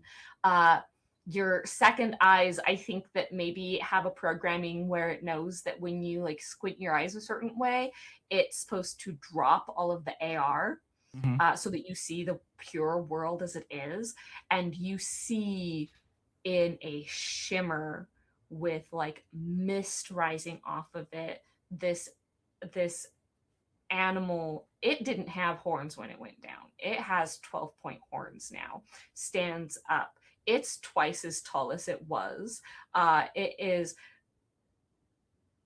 re-erecting itself. Mist of like a misting heat is coming off of it, and it is shimmering in the like sunlight dappling through the trees as it takes a step, turns, looks towards the group with your friends, and kind of like moves, like it takes up that tense position and begins to move in that motion, in that direction. Oh, I don't know what I should do about that. That's very scary. You can tell very clearly you have, in this instance, gotten the attention of an elk spirit. Oh, for sure. But Yeah. is it? I mean, I guess it seems pretty upset if it's going toward them and not me. You're not close enough with high enough successes to be able to tell. It's probably bored. Yeah, that's a possibility. I mean, if it's not coming toward me, I feel like it's probably. I think Sakana's guess is that it's going to like. It's not necessarily aggressive, but more so like protective or like guiding the other deer away from us attacking them, which is totally fair. It's a good guess. I don't know if that's right, but I think that's the kind of, because otherwise I think they would think it's going to come for them because they have a affinity for Spirit's gift, but that doesn't always mean that they treat Sakana nicely. So I think they will kind of like hands up, like take, like stop, not put the bow down, but like put it over their shoulder and just kind of like. It doesn't look at you. Yeah, and they're gonna allow it to keep not looking at them as they just kind of like circle, just kind of sidestepping around, and they will tap their Nisi and send a message to the others as a warning. I don't know how Sakana would even communicate this. But I think that you're going to have to send them an audio warning because you know that they're busy right now. They're not going to stop and read a message. Right. You're Yeah. gonna have to send an audio. I mean, to can I them. call? I could. So here's how Nisi work. You're not on the Daso out here, But we have but the peer-to-peer. Nisi have a direct peer-to-peer connection, sort of like a what's that called? A Ziggy or whatever. I know what you're talking about. Networking style that we have, it does that. So you can peer-to-peer with any that are in vicinity that you know and have connection to be able to connect to. You can connect to these three. So you can essentially send what is a equivalency of like a phone call to be able to audio through their Nisi in sort of like a, what is that? The walkie-talkie style. Right. Yeah, so I'm gonna use the peer-to-peer, and just they're gonna keep it short as well because again they don't really know how to describe this. They have this experience, not totally sure that the others will see the same thing, so they will just send a message. I don't know how they word it because they would probably be more concise than I am, but something along the lines of, "Got one down, it got back up, elk spirit coming your way." I think maybe just Sakana would know to just say, spirit inbound, be careful. Sure. Yeah. And that is going to take us directly to Pitchatik, who's the next one to move. As that audio plays on their Nisi and they've got their mag aimed, they go, what? And they're going to still shoot. But they roll a 1. That's with 0 other successes, so they critically fail, and they fall out of the tree. And he was doing so well. They were doing so well, and then they get this message, spirit inbound, be careful, And they go, what? And they still pull the trigger, which causes them to sort of lose their balance with the bit of recoil it has, as they're also like looking suddenly to see what's what. And they topple out of the tree. They are not a particularly athletic person, so they just topple right out of the tree. And they fall where the hooves of all the other deer currently are. So that's poor Peachy Tick. We're going to get round to the top of this. Neo, you watch Peachy Tick fall down right at their feet. All of these deer are trampling through. They're going to go right over him. Okay. They're coming up under short range. Does that mean they're like under the tree? Yes. So they're going to be, the way this is they're short range on this side. They're going to stay in short range as they pass you, and then they'll continue. So it's like bullseyeing, right? Your bullseye, short range to here, medium range. They were at long, doot, doot, doot. So they're going to stay in short range. I was just making sure that they're like almost directly under the tree, that we are all perfect. I'm going to be stupid. Drop the bow. Secondary action. Draw my knife, jump straight down onto the lead deer, trying to like bring it down in one and like scatter, block the herd, or at the very least make them go elsewhere aside from on top of Peachy Tick. Awesome. Okay. I'm going to say that the one in front is probably the one, we're going to call it, it's the one that Peachy Tick was aiming at, because that's the one that they were most lined up with to be able to be getting their hits on. So that's the one that's coming right at them, and you're going to jump down on that. Give me, you've switched weapons, so you have your stats for your knife? I do. All right. Go ahead. Tell us what your dice pool is so that we can all follow 11. along. 11! 9 for short blades, 2 for the knife itself. So Neo just falling out of a tree, just sharpness from the sky. How many successes do you got? Yeah, they are going to be, yeah, that's not going to do anything for them. So that is still a physical defense at an 8, so 8 or higher.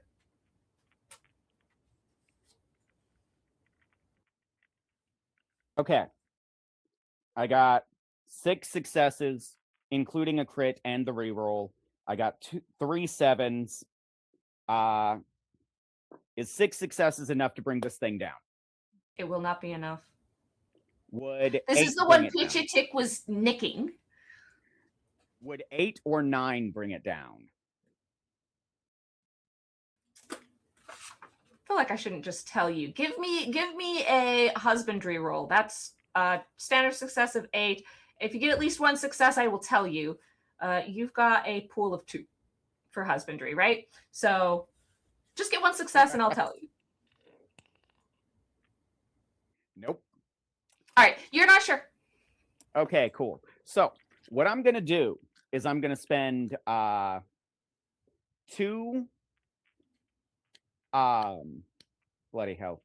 I'm gonna spend 2 mind points to bring it up to 8 damage. Awesome. And hopefully that's enough. You hit this thing hard. You get in and you sink that into its flesh, but you also hit its scapula and ribs, and your knife bounces away from its vital organs. It is still up. Okay. And that's the sound of the spirit arriving. It's okay.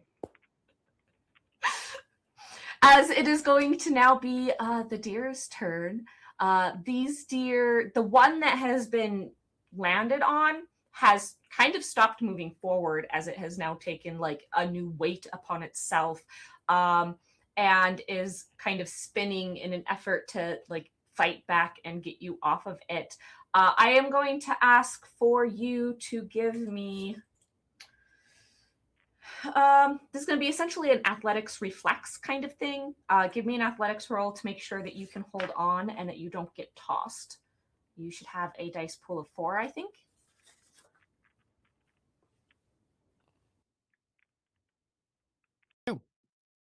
2 successes. You're able to hold on. Yeehaw, It's not motherfucker. pretty, but you don't get tossed, which is real good because otherwise you could get trampled. However, there is somebody who was beneath them while they are making this dancing trample. So we are going to see if Peachatic gets in trouble. Now, you did give Peachatic slightly better clothing. So they're going to have a physical defense that's a little bit higher than otherwise. Also, if it's no longer running towards him, he might have a chance to get at Not least his out of the turn way. yet. Yeah, not his Oh, turn yet. that's He's going to right. be under their feet at least for one. I tried, damn it.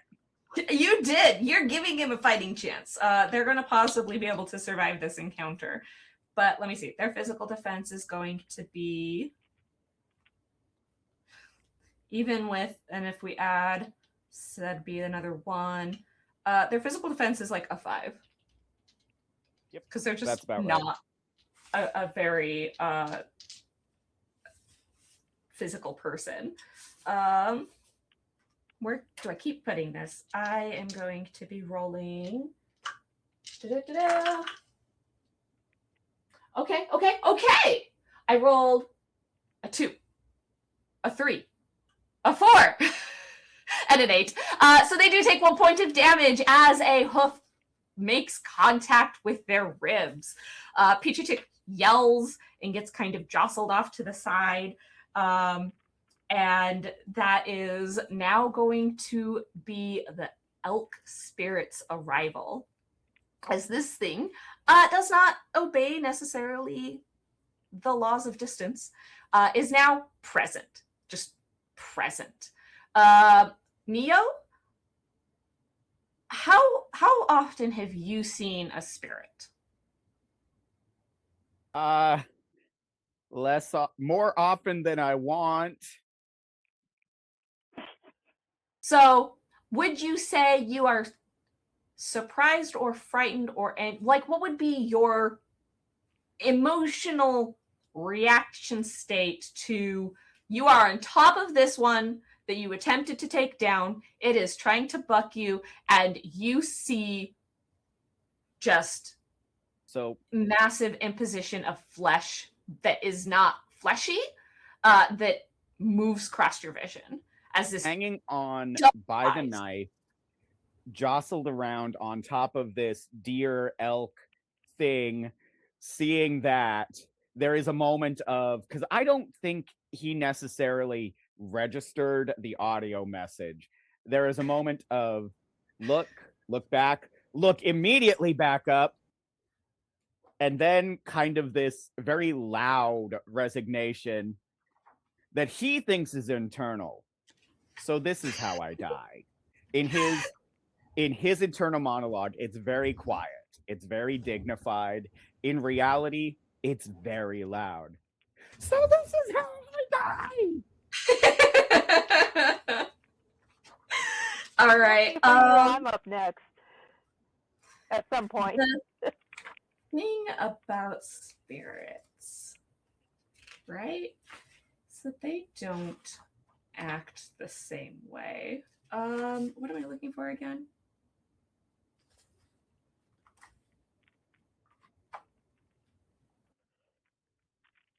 Yes, this is what I want. Okay. 2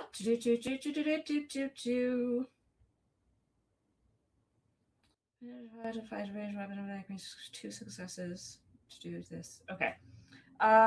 What is your? I have your stats. What is your mental defense? Mine? Your mental defense is a 4. All right. Let me see. What would its attack be? We've got. It would be a. For charisma and for spirit. Yeah, it's going to be all of those. And then, yeah, I'm going to have to do, okay. Oh. That's fun. So your mental defense is a 4? Yes. 2, 3, 4, 5. There, 3 of these are 4s. Ooh. They are just hitting you. That's 3, 4, 5, 6, Oh no. 7. Number 8 is a crit. That's 9, 10. That is a crit on the crit. 11 points of mental damage. But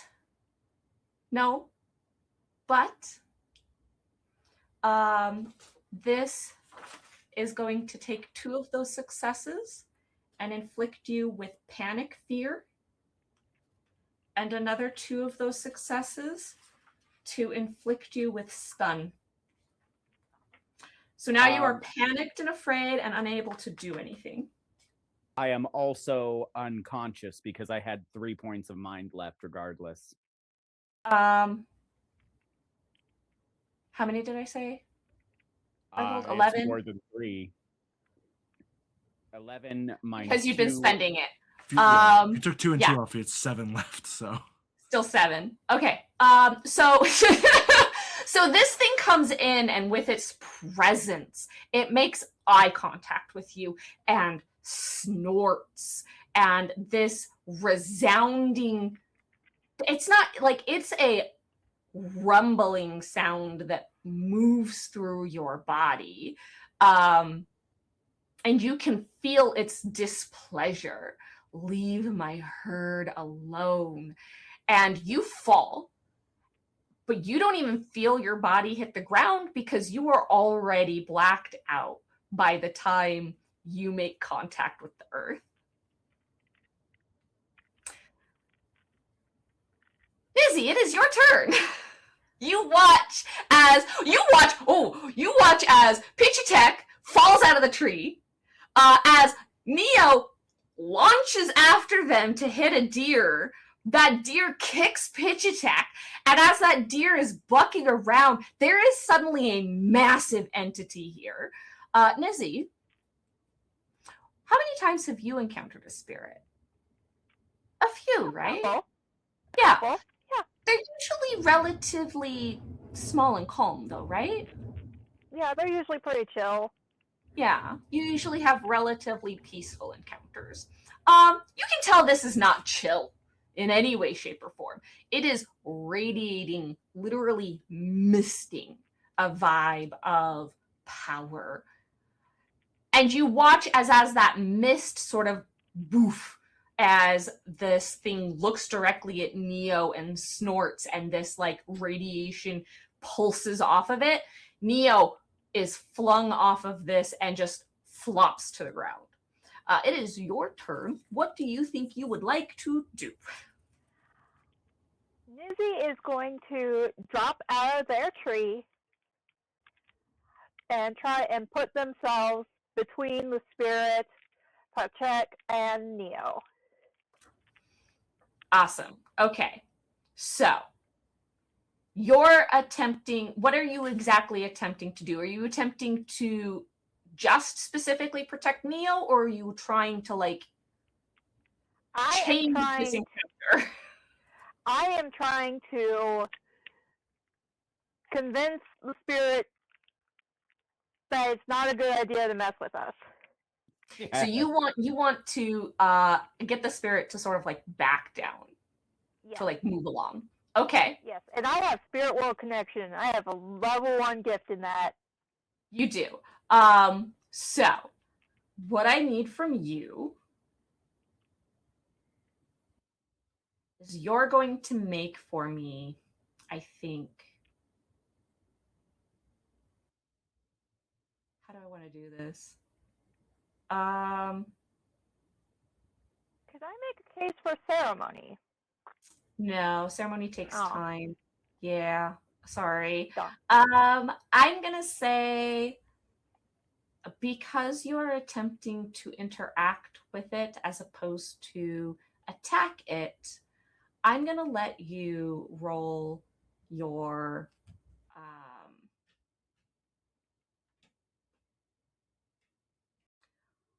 I'm going to let you roll a communication skill, which is essentially your sign language skill. But you're Oh, boy. using sort of your charismatic and spiritual presence. So your dice pool is going to be that 7 because you're using your understanding of communicating non-verbally to help assert what you're trying to say in this moment to this spirit, essentially. Your level 1 gift is going to ease this interaction. However, it's a spirit, and its success number starts at a 10 if you want to interact with it. That's going to ease to a 9, but you're also going to definitely be looking for some ranked successes here, as a first level rank success is just going to get it at least not attacking you. If you want really more attacking you, if you really want more than that, you're going to need to hit rank 2 and 3. So that is the expectation. Go ahead and give me your rolls. Okay. 1, 2, 3 successes, and yeah, 3 successes. Okay. All right. So you get 3 successes as you stand here and sort of. I think that what you do is take a stance that conveys I'm protecting this is mine to protect, in much the same way that this elk spirit is taking the stance of these are mine to protect. You're sort of mirroring that back to it in regards to Neo and Pichitik, who has both fallen on the ground here. And in that, you can tell that the elk spirit is understanding, oh, okay, so you're also protecting. Are you still holding your weapon? No, I let go of it as soon as I dropped out of a tree. Okay. So it sees that you are doing a protecting in the way it is doing a protecting. And you are able to understand that it registers and sort of gets what your intent is in a nonviolent way. So we are going to continue past your turn to Pichitik, who is just going to curl up, but sort of like maybe move a little bit to be even further behind you and just sort of curl up, holding their ribs where they got kicked and just try to be out of the way of all of this. They have gone from, yeah, I'm doing so great, to I don't belong here, I don't belong here, I do not belong here. And that is going to be their entire thing. They've already lost their weapon. And so they are just going to essentially try to become your shadow and just blend in to your protections. Back at the top, Neo. I'm unconscious. You're unconscious. Like, I'm at -4 mind. I got nothing. Ooh. You're unconscious. I don't like how you said that. So if you're unconscious, why do you see snow all around you? Because the story guide hates me.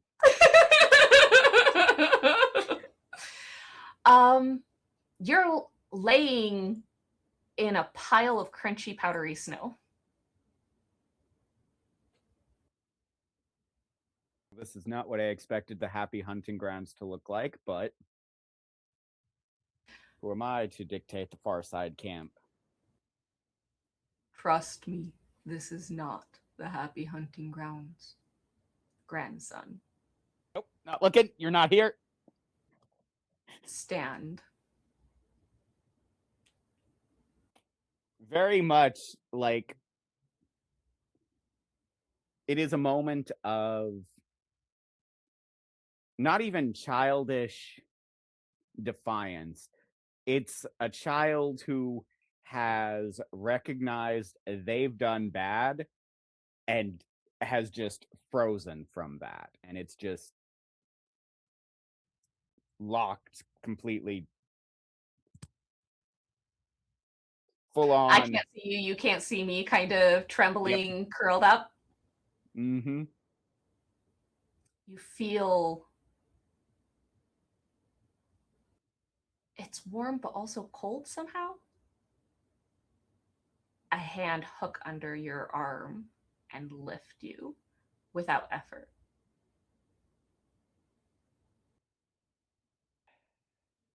Well, that's not a big surprise. He's a grown man. I'm a very small child at this point.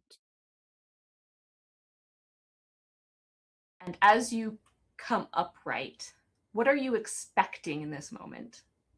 What do you think is about to happen? What's your anticipation? Pain.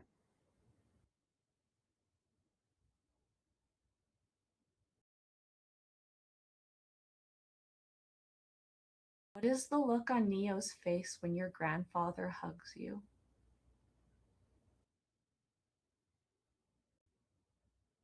There is a moment of complete, utter, just. He is experiencing one big knot of emotions that's going to take like 3 therapists, 13 sessions apiece to unravel. And it's literally just stare, cry, everything all at once. Cannot make sound, cannot breathe. Full on racking sobs that aren't coming up. Just that utter grief. Just everything but both eyes.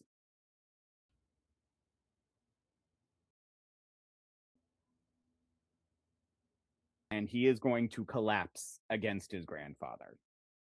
You feel the pressure of your grandfather's arms as he says, Nia, quiet now.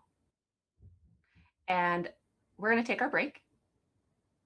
So everybody get a chance to move, get some water, take a moment to enjoy the stream of all of our beautiful art from the Coyote and Crow book. And we will come back as soon as we'll call it another 10-minute break. All right.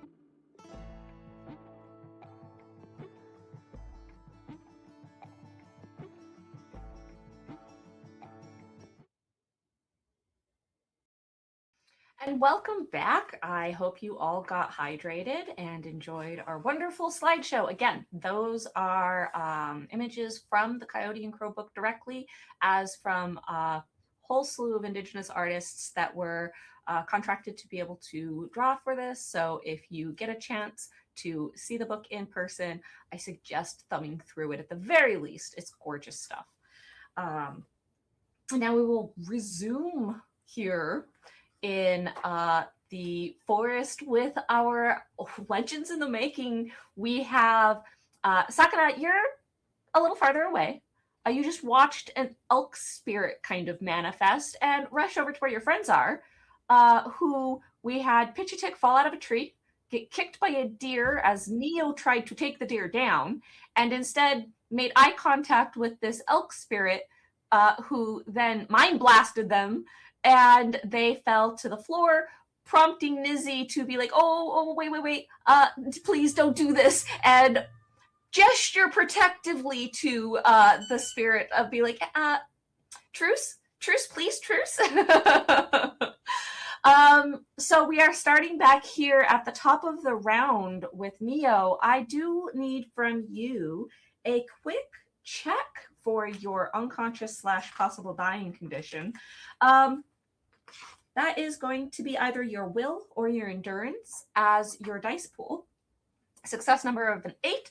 Let me know if you get a success. Specifically, if you get a critical, you can come back.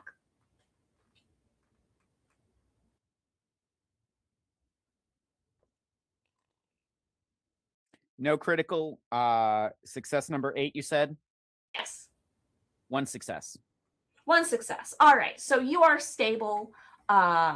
No change as you are here, sort of in the sort of muddy, frozen dirt of the forest. And Pitchy Tick, I think, is cluing into that you're not just hurt, as they are also on the ground beside you. But we are going to be on the deer and the spirit's turn.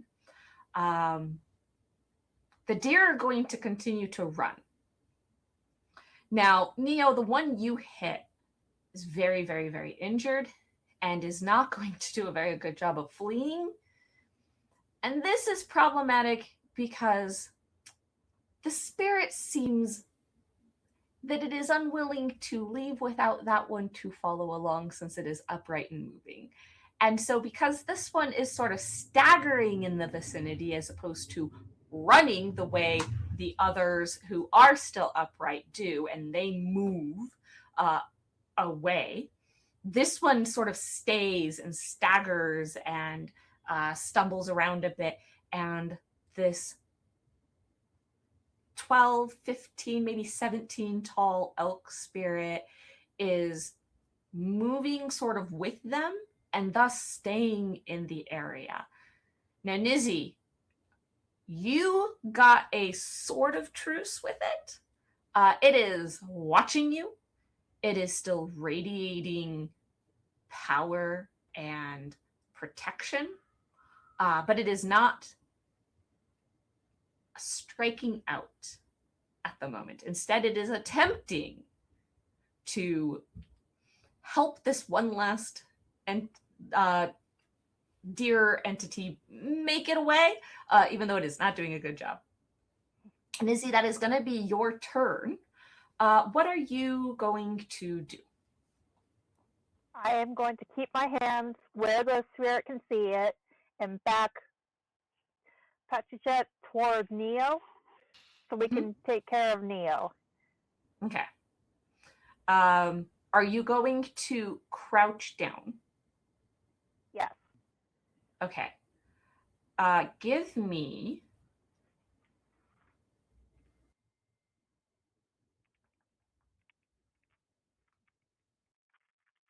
Looking at your stats, I think you're going to roll 2 dice. Your success number is an 8, but it's a spirit interaction, so 7.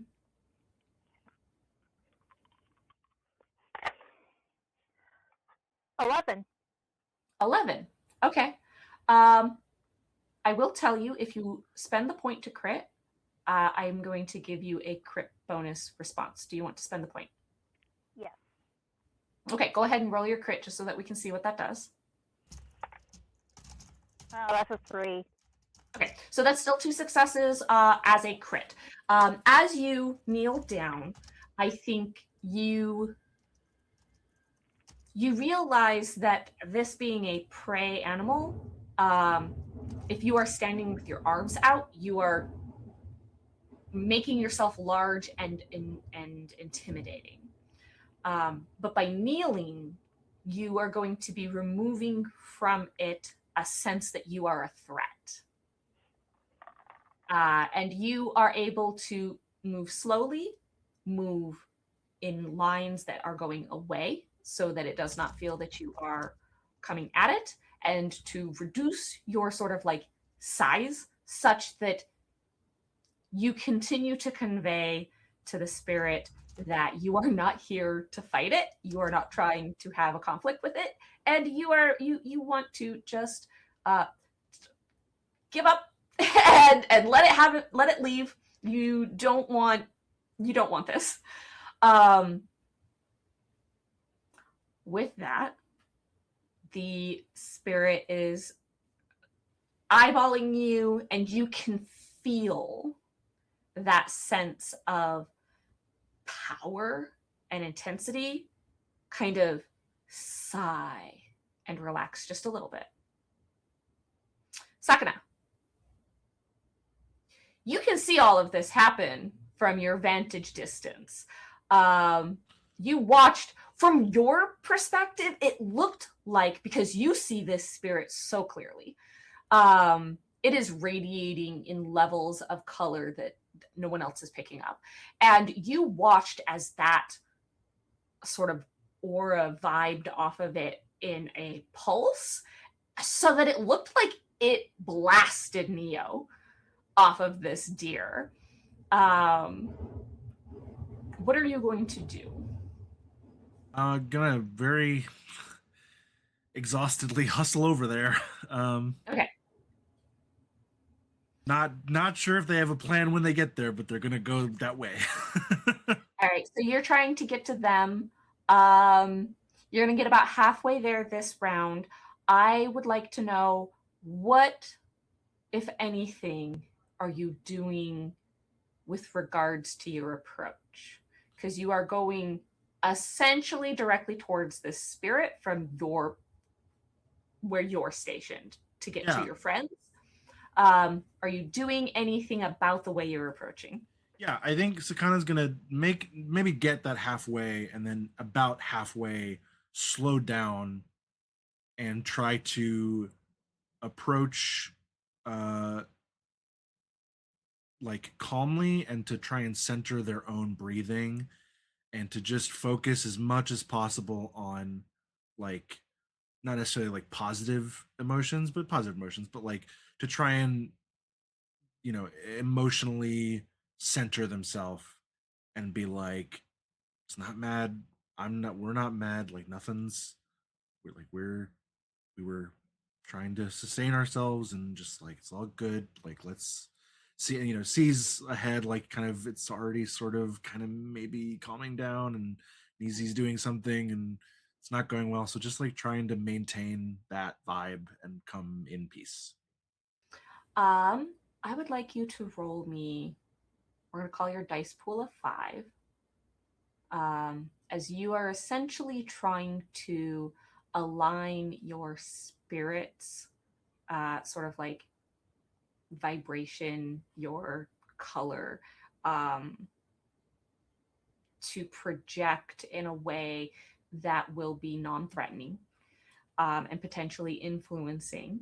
And I'm going to ask you, your success number would be a 10, but you've got that spirit connection. So that's going to go down to a 7. Sick. All right. Okay.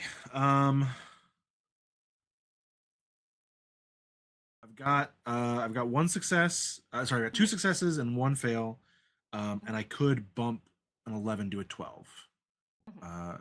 So if I'm still able to do that, I will spend. I'm getting very dangerously low on mind, so I hope I don't spend get your mind. There's Yeah, no yeah. downsides. Hope we don't get a repeat. But this is one of Sakana's like 2 things, so I want this to go well. So I will bump the 11 to a 12. Okay, so you're going to get a crit, which does give me just a 7 on the crit die, so that is 4 total successes. -1, right? Yes. Yes. So 3, but you 3. did get that with a crit. Yes. Okay. I think that as you sort of get halfway there and then take stock of yourself and begin to center yourself and begin to sort of like realize, okay, I really need this thing to understand me. I'm going to make sure that my spirit is sort of like putting out in a way and looking in a way to get it to do what you want. What exactly is it that you are wanting it to do? As you are beginning to now close, you'll be moving in this next round into short range, so you'll begin to be in proximity to it. So what is it that you are wanting its response to you to be? What are you trying to get it to do? In terms of want, I don't know that Sakana is trying to get it to do anything. I think whether due to just like what they, how they've been taught about how to deal with spirits, or just like just in general in life, they're very much like a go with the flow kind of person. I think it's more, it's less that they want to get it to do, and they want to like create the environment that it feels okay for everyone. Mhm. That like kind of like if you have like a new like a new cat, almost you can't like get them to come to you. You gotta let it just kind of vibe. And I think so they, what they want it to do is leave. Just, Right. but they're not trying to be like, you should leave. It's more like, okay, we're all like, we get the message, we're sorry, we won't hurt anymore, we weren't trying to like damage the herd or like overhunt or anything, like we just, like, this wasn't malicious, like this was Just a projecting a sense of I'm not being a predator anymore. right, business is done, we get the Yeah. message, sorry, we'll go. Okay. Okay. Pichitik is there, and I think that Pichitik in this instance is going to realize Neo isn't just tossed to the floor. Neo is not moving. And they're gonna go, oh no, oh no, and they're gonna grab Pichitik and start sort of shaking them and be like, oh, I think Neo's really hurt. And they're going to sort of like pull at Neo to like turn them over. They are making motions, so this is going to start making things that both Nizzy and Sakana are possibly doing slightly more charged, because Pichitik is moving into a panicked state, and that is influencing the scenario. Um, with that, we're going to go back to the top. Neo, give me that roll again.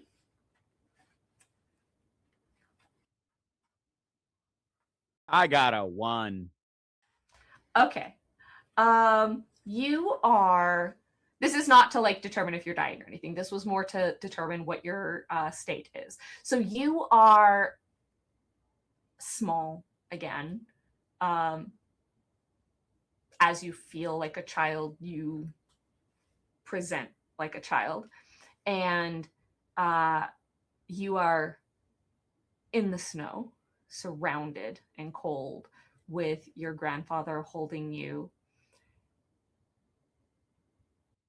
And as your emotions sort of begin to process a little bit, you're moving through them in such overwhelming rapid succession. They're cycling back around. Your grandfather breaks the hug and sort of sits you down, like pulls you back and with your shoulders sort of sits you down.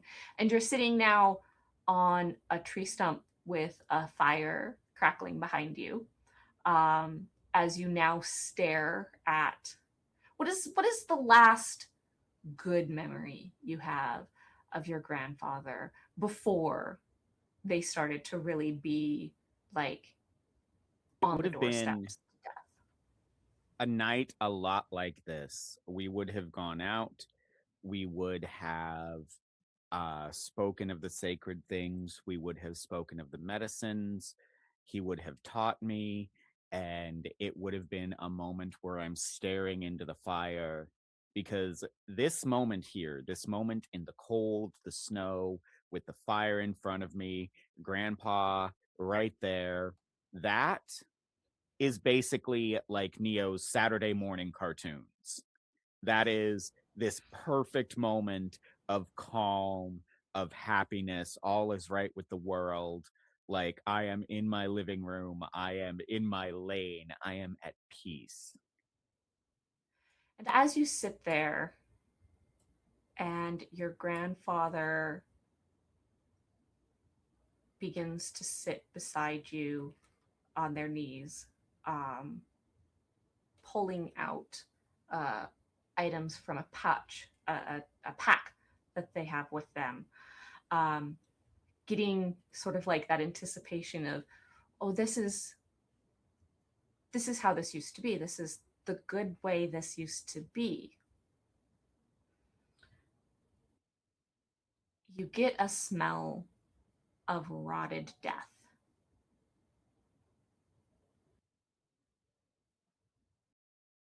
And a kind of tightness in your chest that wants you to cough. Do you? No. It's not correct to make noise in this moment. And I don't want this to end. As you choke that down and refuse to cough, you can feel the sharpness of your mouth piercing into your own cheeks as blood begins to run down and drip on the snow in front of you. It is now the spirit's turn, and it is going to look kind of sharply at the trio here and take note of you, Sakana. I think that it is sort of like,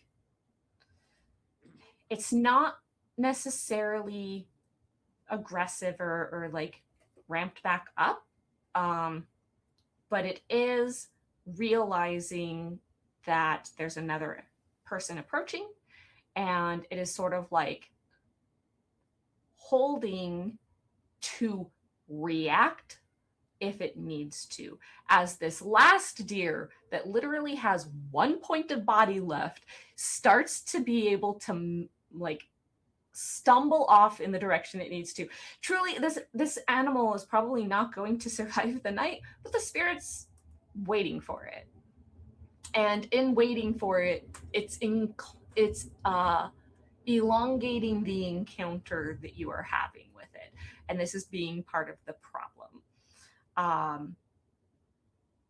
Nizzy, it's your turn, and it occurs to you that this is what the spirit is doing. It is waiting for all of the living deer of its herd to leave. This one that is here is literally on death's door and is not going quickly.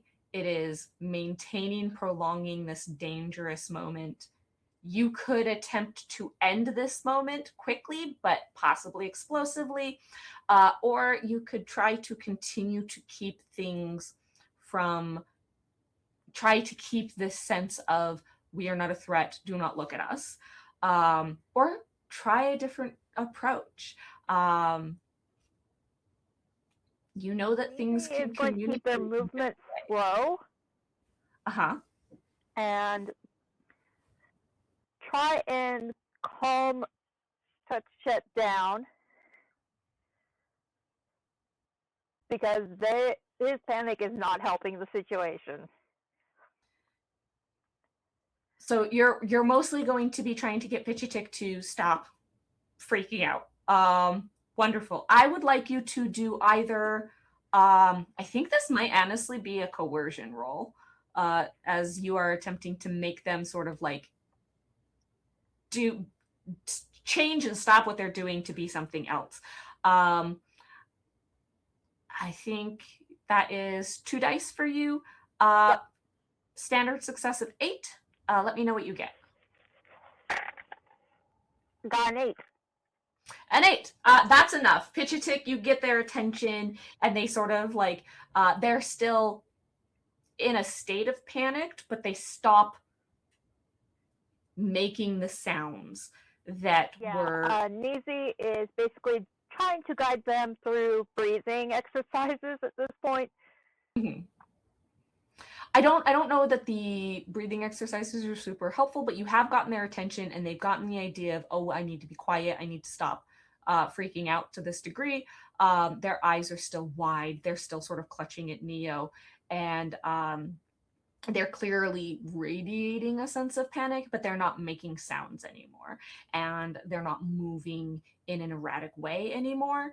And so you kind of glance back over, and the spirit is still standing there in that sort of like tense, defensive way, looking at you, but it seems like this is at least keeping it from feeling threatened, so it's not responding.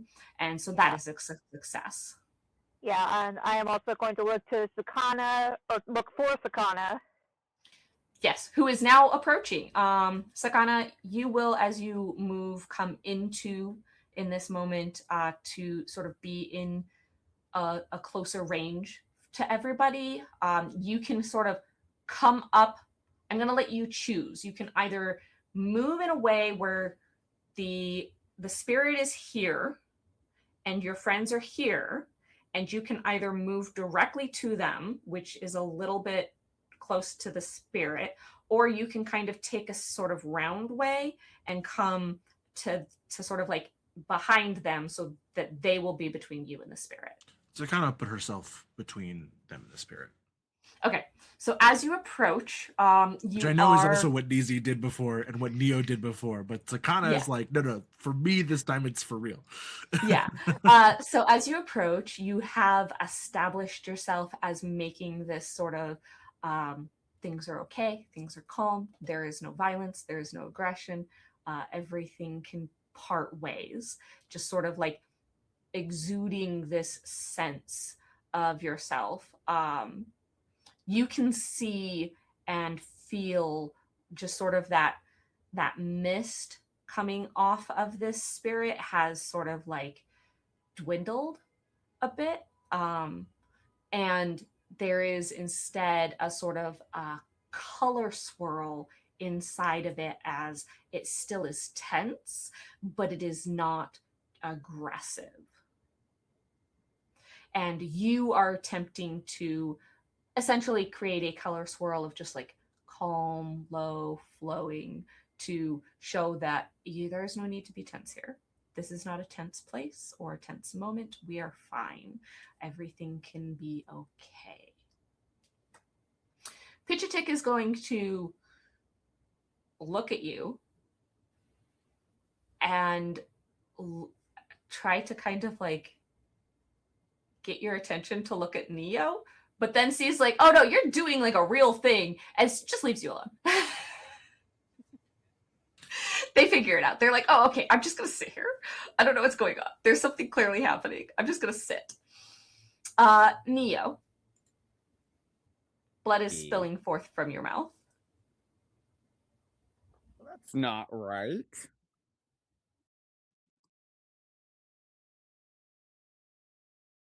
Feel at my mouth. As you feel at your mouth, it is just a skeletal jaw of teeth. Scream. As you scream, I would like you to roll your will or your endurance again.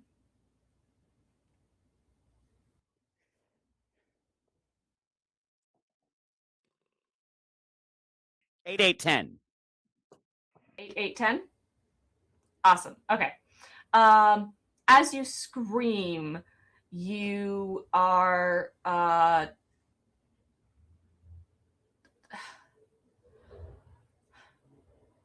the emotions are so intense right now. They're so big, and it almost disconnects you from your grandfather, but your grandfather moves into vision, stands above you, and holds a cup towards you and says, "Why are you not taking your medicine?"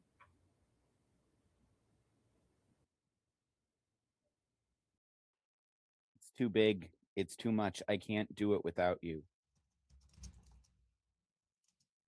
And your grandfather holds out the cup towards you.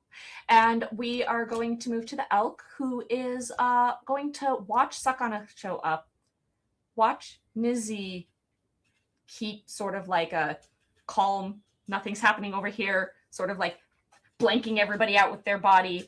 Sakana, who shows up and is just like, everything's fine. Everything's okay. They snort at you,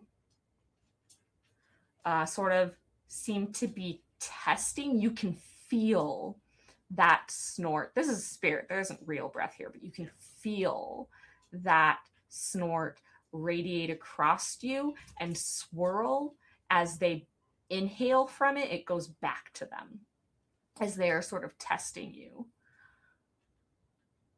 Nizzy, what would you like to do? And Sakana, depending on your next sort of things, I think we might be resolving, but I want to know what you guys are doing. You're both here, so you can kind of act in tandem. I am going to turn my attention to Neo and try and get assess his condition, see if there's anything I can do to help him. Well, that would unfortunately require some amount of knowing bodies, medicine, something along those lines. I don't think you have any biological background, so give me an investigation check. Your success number is an 11. Okay, investigation, that is 3 dice. Always a chance. Oh my gosh, come on. These dice do not, and I do not have any successes, but none of them are ones, so... Okay, good. That's the important thing, that you don't like accidentally break his neck or something, you know? Because that would suck. So yeah, you look them over and you don't understand. They have no physical wounds present that you can detect other than like some scrapes from having fallen. You don't understand why they're unconscious. Pitchy Tick is sort of helping you there. Sakana, what do you do? I'm just gonna stay focused on the spirit, as it's spectrally snorting at me, and just going to. I think when Nizi starts moving to like just look at, like, ignore that and look at Neo, so kind of like, that's a bad idea. But then it's sort of like, well, maybe like put money where the mouth is. Like, we're just gonna take care of ours, right? So they will just kneel down, and like Nizi is touching Neo.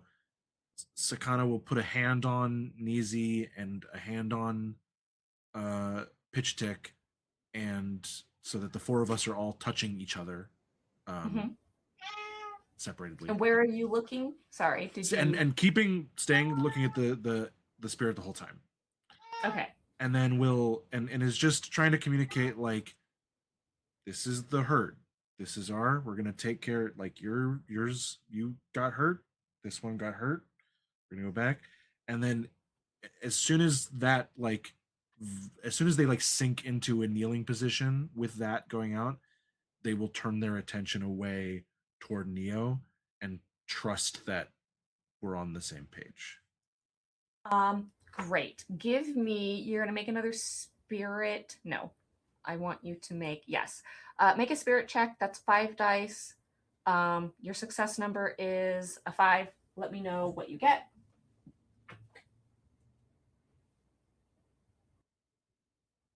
Unmuting is a free action. We have. I wish it was, man. That would make a lot of APs a lot easier. I have 5 successes. Wonderful. You turn 4, away. 4. I lied. I 4. I saw the number 5 and I went 5, but it's 4. You turn away, and as you turn away, you feel like a vacuum as the space behind you sort of like goes quiet. Now I would like you to make,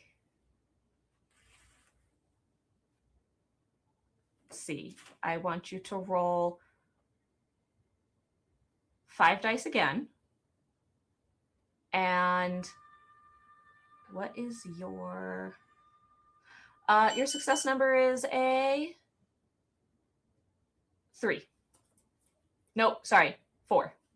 I don't like these low success numbers. They scare me because I'm gonna roll bad and get it wrong. Okay, I have 3 successes and a fail, so 2. 2 successes. As you turn and as you kneel and turn and you look at Neo, their face is a jaw of coyote teeth that is dripping with blood. Neo, your Yes. grandfather is insisting, has asked, why do you not take your medicine?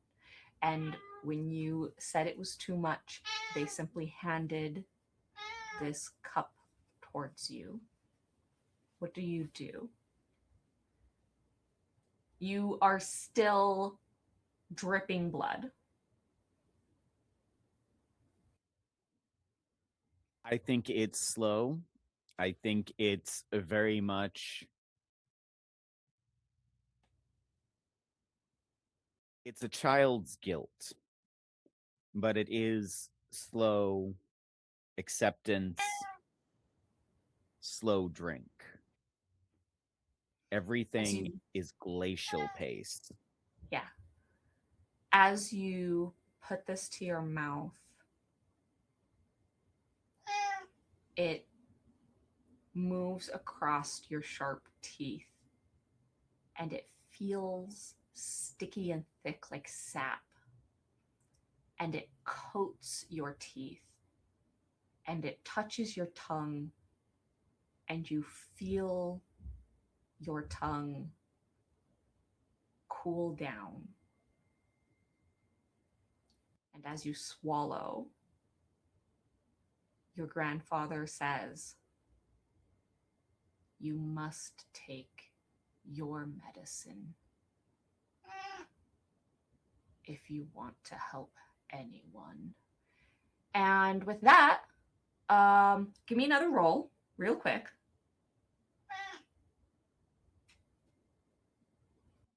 $11, 4, and 3.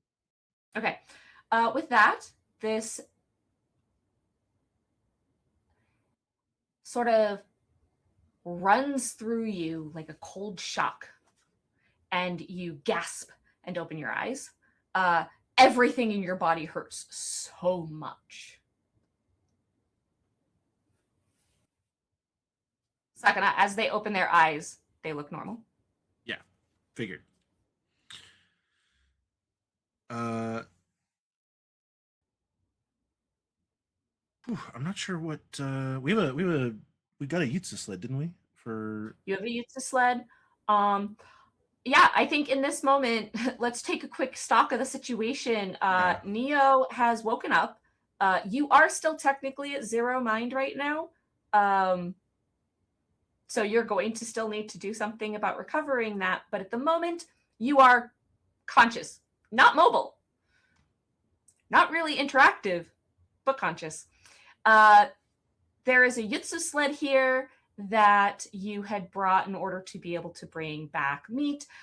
There is, as you guys sort of like look around, the spirit is gone. That last deer is off at long range, still very, very slowly moving through the woods in a very disoriented kind of way. There are 2 bodies that you know. One is just back behind you a little bit, and one is here. And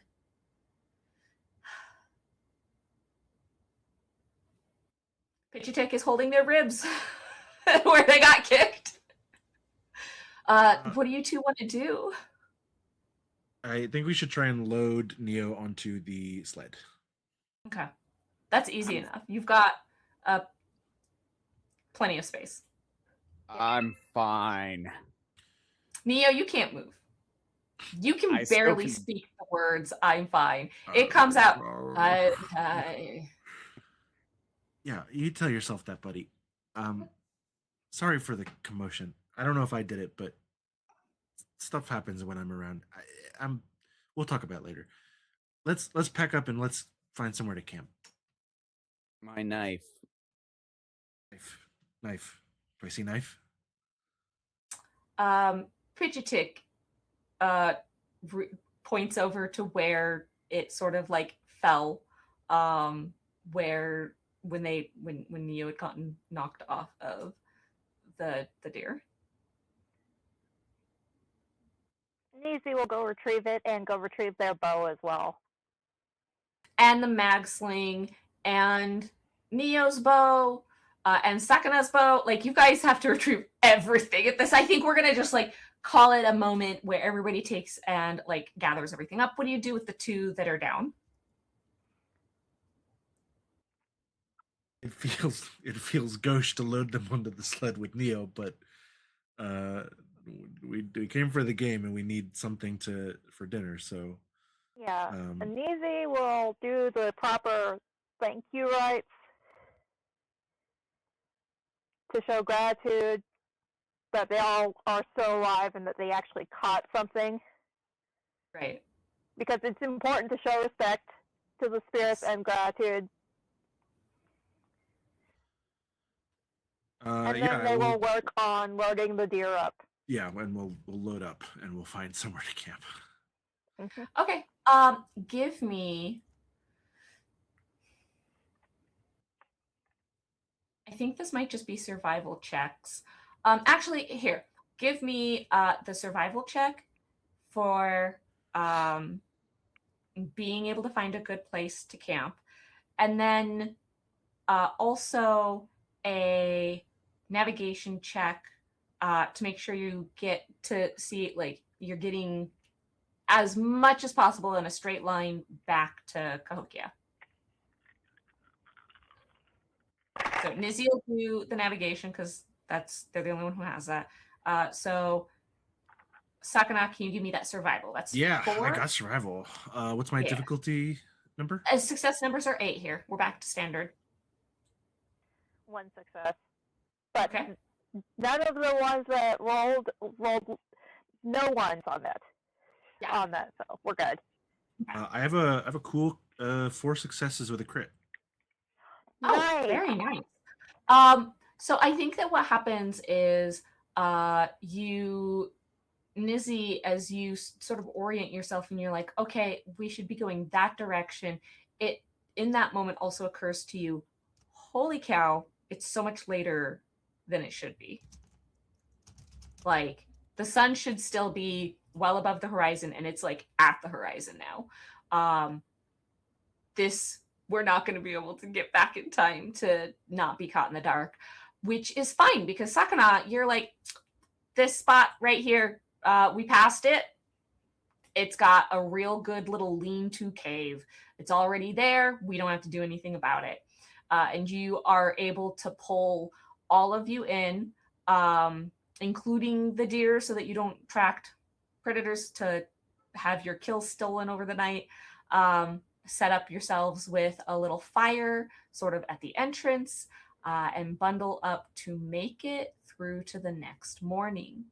I will ask for one last round of survival from just all 3 of you. Nobody failed.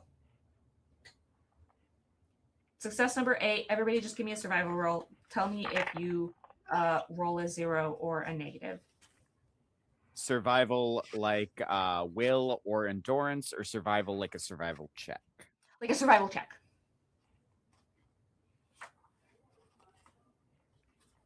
I have. Yeah, I got -1. No. I have 4 again. Yeah. Okay. I had a 10 and then 2 1s. Oh no. Another crit. That's a very nice 12. Okay, Nizzy, what clothing do you have? Just standard set of clothing. Not the +1 environmental damage?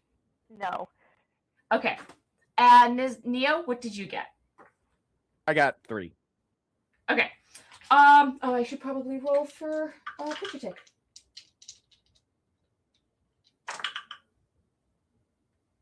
Oh, geez, they crit. Okay. Yeah, they're in the Pitch Attack warm does fine. clothes. Don't sound so surprised. Pitch Tick's good at stuff. Pitch Attack was fine. They're like, we're good. We've got a little. We're in a mound. This is what I know. I know mounds. This is a mound. They like make things cozy here. They're like, this is good. This is fine. Nizzy, you're not going to be able to recover your long rest because the cold keeps you shivering all night long. You're not going to take any additional damage, but you are going to go into the next day still sort of expended and exhausted. I mean, considering what they were doing before the hunt, I'm not really surprised. Yes, you were running around with children. As somebody who's neurospicy, yeah, that can take a lot out of a person. That can take a lot. Okay, so you will all be able to take a long rest here. A long rest allows for regaining your body, mind, and spirit, which some of you are definitely going to need to do. And you're going to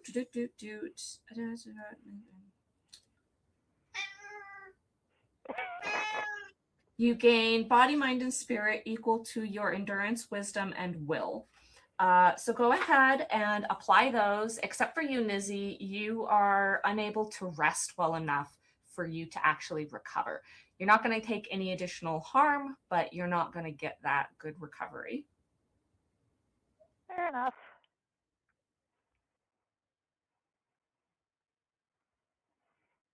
I lived. Just barely.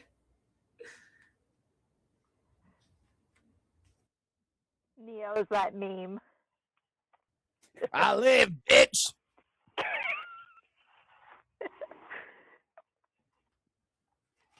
Once you guys have recovered yourself for mostly your mind points, as all of you spent so many of those, we wake up the next morning.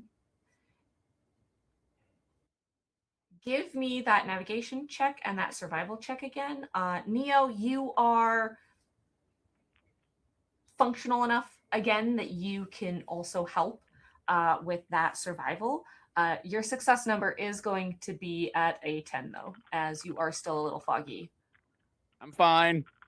Hey, if you just want to hang on the Yutsu sled, I think I can get us back, no problem.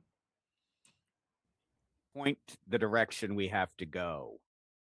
Nizzy, how many successes did your navigation get? 1. 1. All right. But You know it's that direction. But one of the dice that is not a success is a 7. Mhm. So I'd like to spend a mind to make it an 8. Okay. You didn't refresh any of your mind, but But I still have a Awesome. stop of mind. all right, go for it. All right, so you get 2 successes. Yep. Yeah, you know the direction is that way. You're also well aware that like the city is sort of long along the river, so you've got a good stretch for which to hit to make it back. Also, you're going to hit the river at some point, so it'll just then at that point be a matter of did you hit upstream or downstream, and you'll have to kind of guess. So you get moving. Sakana, what was your survival? I'm becoming a survival protege. I've got 3 successes. I'm doing great. That's amazing. You're able to get everybody moving without any troubles, knowing how to stay out of the brambles and stuff. Neo, what was yours? Did you roll survival as well? Got a 1. You got 1. Oh, You're trotting along. You're maybe speaking up to Sakana every now and again, but Sakana's got this. I think it takes until about midday, which it shouldn't have taken that long.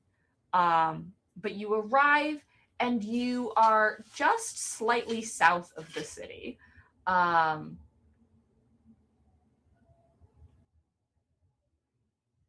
Yes, you're just slightly south of the city, which then takes you just a little bit longer to kind of trek your way up. Luckily, that means that you are near the Matewa district so that you can get to where you're supposed to like possibly drop one of these deer off so that they can use it for the city, and return the mag sling and the yutsu, um, And the clothing. and the clothing. Um, when you get there, Pichitik is like, I'm never doing that again, and hands over the supplies with a finality of, no, I didn't like this. I don't want this. Take these back. You did good though. I fell out of a tree. And before You you fell out lived. of the tree, yeah, you did great. Nizzy just kind of reaches over and pats them on the shoulder. With that, you guys have provided a boon to the city. It is registered. There is currently a sort of not a database, but like a ranking, not like ranking, but like a Register. like a leaderboard, like a display board, a register board, of just like being able to track, but also like give kudos to those who are providing help to the city in this trying time. You see, there are a number of people that you recognize who are doing things like offering up some additional clothing or additional bedding and so forth. You watch your group's name all get registered there and annotated as hunters who have provided some additional meat for use. Neo, you immediately get a message. Do you read it? I want to say no, but he's too much of a narcissist not to.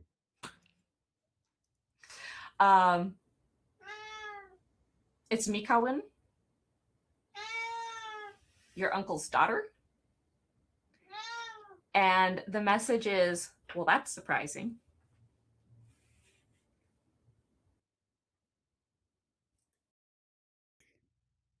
Don't you have school to be attending to? No reply. But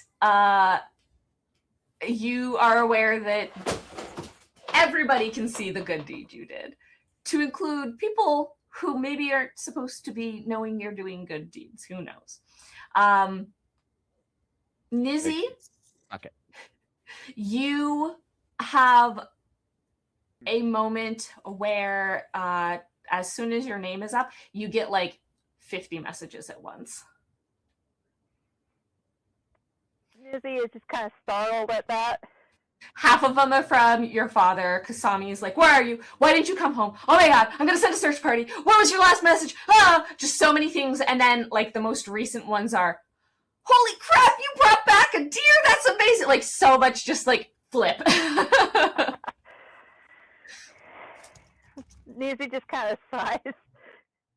They know how their dad it can be. You also have messages from Sapaye, who is like, the first ones are, your dad's freaking out, where are you? And then the latest one being like, holy crap, good job, that's amazing. Nizzy will reply, it was a team effort. We'll tell you more later. Can't wait to hear it. And then also they will add, don't tell Dad about what I'm going to tell you later. You get the emoji of like, my lips are sealed. Sakana, you have an array of messages from everybody being like, hey, are you doing okay? We respect that you want to like go prove yourself, but like also please be okay. And then as you're like sitting those, it's a little bit of a longer delay for you to get the one in. And it's from your mom. Sawani says, really? That's so cool. Really? Sakana says, do we have like, Does Anisi? I don't know how advanced a computer is it. Can it do like basic like? Can I take a? I can't take a photo with it. You Yeah, can. you can. Can I Yeah. take? Can I? It's Does It's it, like, essentially it's like a cell phone like a Pip phone, Boy, right? like So can basically I- laptop level powering. Yeah. Okay, yeah. Okay. I think I was mixing something up. So can I take a picture of myself and just add like a cheesy border and a caption that says like Sakana #1 tracker, top rank do you in our do you take a district. picture of yourself with the like Yeah, it's deer? it's a selfie with Neo and the deer on the sled, and From Neo, like before when Neo was still out? yeah, and I put a face over Neo so he's not embarrassed, but my family will know who he is. Yes. Yeah, you get so many like heart emojis and stuff from everyone. Like it is immediately shared, and so you're getting replies from other people about the message, as everybody's like, "That's so freaking cool." And we'll just like in short, like not gonna get into a lot of detail because I'm sure they'll want to hear it from me, but we'll just summarize like I found all these deer and we caught some and some other stuff happened that I'll talk to you about. I have a question. Does anybody mention the deer that was like had 1 point left to the registry when you were checking everything back in? Neo definitely would have. Okay. It needs Yeah. found. It needs put out of its misery. I almost wanted to do that, but it seemed like the Elk Spirit had different ideas about that one. But If I had been more able to speak the previous night, we would have done it. okay, cool. Then yeah, so kind of would also mention that first thing. Yeah. Okay. Yeah, it gets mentioned. You can see that Lukia has sent messages out. There are dedicated hunting teams, hunting parties in the city, and it looks like they might be passing that message along to individuals that would be able to like go specifically find that and take care of that. So that'll probably also be able to be used for feeding the city some more. Brad. Cool. I think that we're gonna wrap this up with everybody sort of like whose house do you take the deer to like begin the prepping and the distribution and such? I mean, they started at Sakana. my house. That was the plan. Mhm. Off the rails though it may have gone. Neo is personally going to dress it, prep it, butcher it, and every so often he's just rubbing his mouth. Let me ask you a question, Neo. Sakana, knowing how much Neo doesn't like when Sakana talks about like the black and spirits and things, do I think he would appreciate telling him what I saw when he was unconscious? Appreciate isn't the word. Appreciate Freak in out. Neo's way. Freak out. Want Give to you know a more hard than stare. not. It's hard to say. Eddie Okay. King kind of spirity always makes him go. I think if it's not a hard he hates it, don't say it. I think Sakana once like maybe not immediately, because I think the first thing she would do is go crash and sleep more. But then once like when dinner's about to be ready, after you've done the dressing, and like it's like we're in between, like stuff's cooking, they would come up to you and they would say, "Hey, so first I just wanted to say, I don't know if what happened was my fault, but it feels a little bit like my fault. And I know Wasn't you your kind of fault. okay. I mean, I think if I had done It anyway. wasn't your fault, and if you continue acting like it is, I'm a huck a wooden bowl at you. Okay, it's not my fault. I didn't do anything wrong, as usual. But I did want to say, when you were unconscious, well, first of all, I'm really glad you're okay. I don't know if I said that before, but also your face changed. I see. Immediate lock up, freeze whatever he's doing. Look, I see things sometimes. You looked like you had the maw of a coyote, and No, I didn't. Dripping with blood. No, it wasn't. Okay. I mean, I don't think it was literally, but I did see that happen, and that usually means No, you something. didn't. Are you in denial, or are you accusing me of lying? Because one of those I'm okay with. Nothing. Not a word. Okay, we'll cover that later. Thanks for the dear. Just kind of shuffle away awkwardly. And I think that as we get that, Nizzy, your family has been sort of like, quote unquote, invited to come over to Sakura's to help with the sort of dressing and distribution of it, which is to say that they found out where you were at and they showed up. For sure. I mean, it's like, Nizi was on the hunt. Nizi's family's welcome, for sure. And they immediately were fussing over you, making sure that you're safe and fine. And once it was really, really well established, like really triple checked that you were safe and fine, then there was just so much like praise and admiration of like, this is so fantastically cool what you did. Every now and again, dipping back into making sure you're fine. Yeah, Nizi is just kind of going to start hunkering in on themselves because they're tired. They did not sleep well, and they're kind of bordering on sensory overload from so much attention. Yeah. I think that Sabaye notices that, and like they clock it. They're like, they understand, and they start running interference with your father and your siblings and everybody, and they sort of like position themselves to kind of create a little bit more space for you, start sort of interjecting and trying to redirect things to not be as directly aimed at you, to try and give you a little bit of shielding. And appreciates it. Yeah. Sort of off to the side as they are speaking, they gesture, make a break for it. Yeah, Nizi will give Sakana and Neo a slight wave and then kind of duck out. Go like find a quiet spot to just sort of chill for a minute.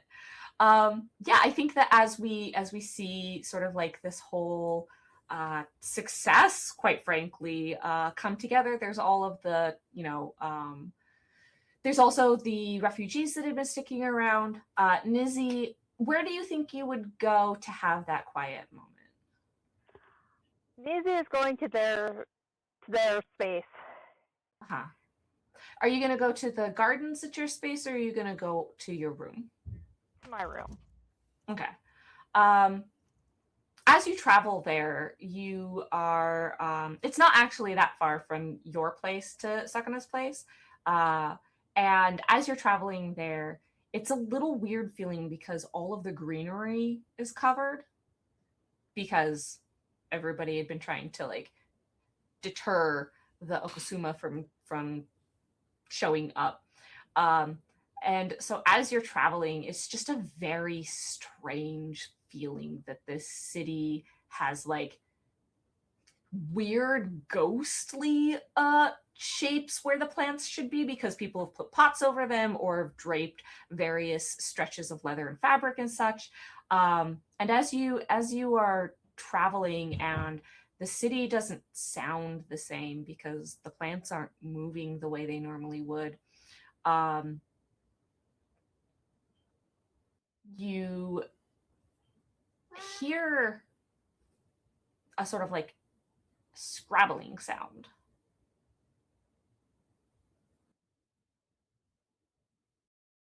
Like little tiny claws or something against clay ceramic. That draws my attention right away. You look over and kind of have to track it down a little bit. It seems to be where a community garden is at. And as you look through, you see just briefly a movement, and you kind of try to get a better angle, and you watch something fly away. It's yay big. They are going to shout and try and get some attention. Because that cannot be a good sign. When you get the attention of like some just sort of strangers near you and are gesturing to try and explain what you saw, people are like, well, was it? What did you see? Do you know what you saw? They will kind of try and explain that it sounded what it sounded like, and then that it was yay big, and it flew off from the community garden. Yeah. And they are going to also check on the plants in that area. Okay. You check on the plants and you see that there is maybe some digging, like scratches in some of the surrounding where there's soil that's exposed. But none of the plants themselves look like they've been breached or contact has been made with them. But it does get a couple of the people who are listening to you do send a message to the city to like report what you saw. But it doesn't look like anything has been super damaged per se. Neezy is going to take that as a sign that they caught the thing in time to prevent damage. Yeah. It does, however, sort of escalate a sense of the situation of a lot of these barriers were put in place with the idea that the insect would come, not be able to access anything, and it would just leave. But you have possibly determined it might try to dig at it. It might try to gain access, which is not what people were prepared for. Yeah, Neezy is going to send a message to Sakana and Neo. I was and about to Keela ask. too. Yeah.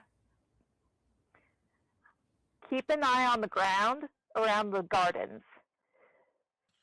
I think they're trying to dig in. These things just don't go away, do they?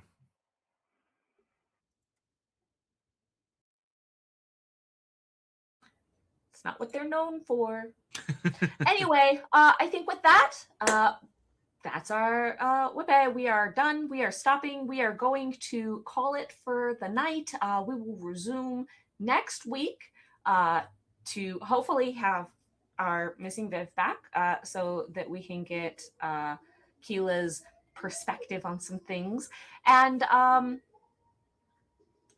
continue this amazingly ridiculous story where you guys go to have a simple hunt and it goes very, very unexpectedly. And with that, we hope that you enjoyed Neon Black. This has been our Coyote and Crow game. We look forward to seeing you next time. Toksa, good night, everybody. Goodbye. Good night.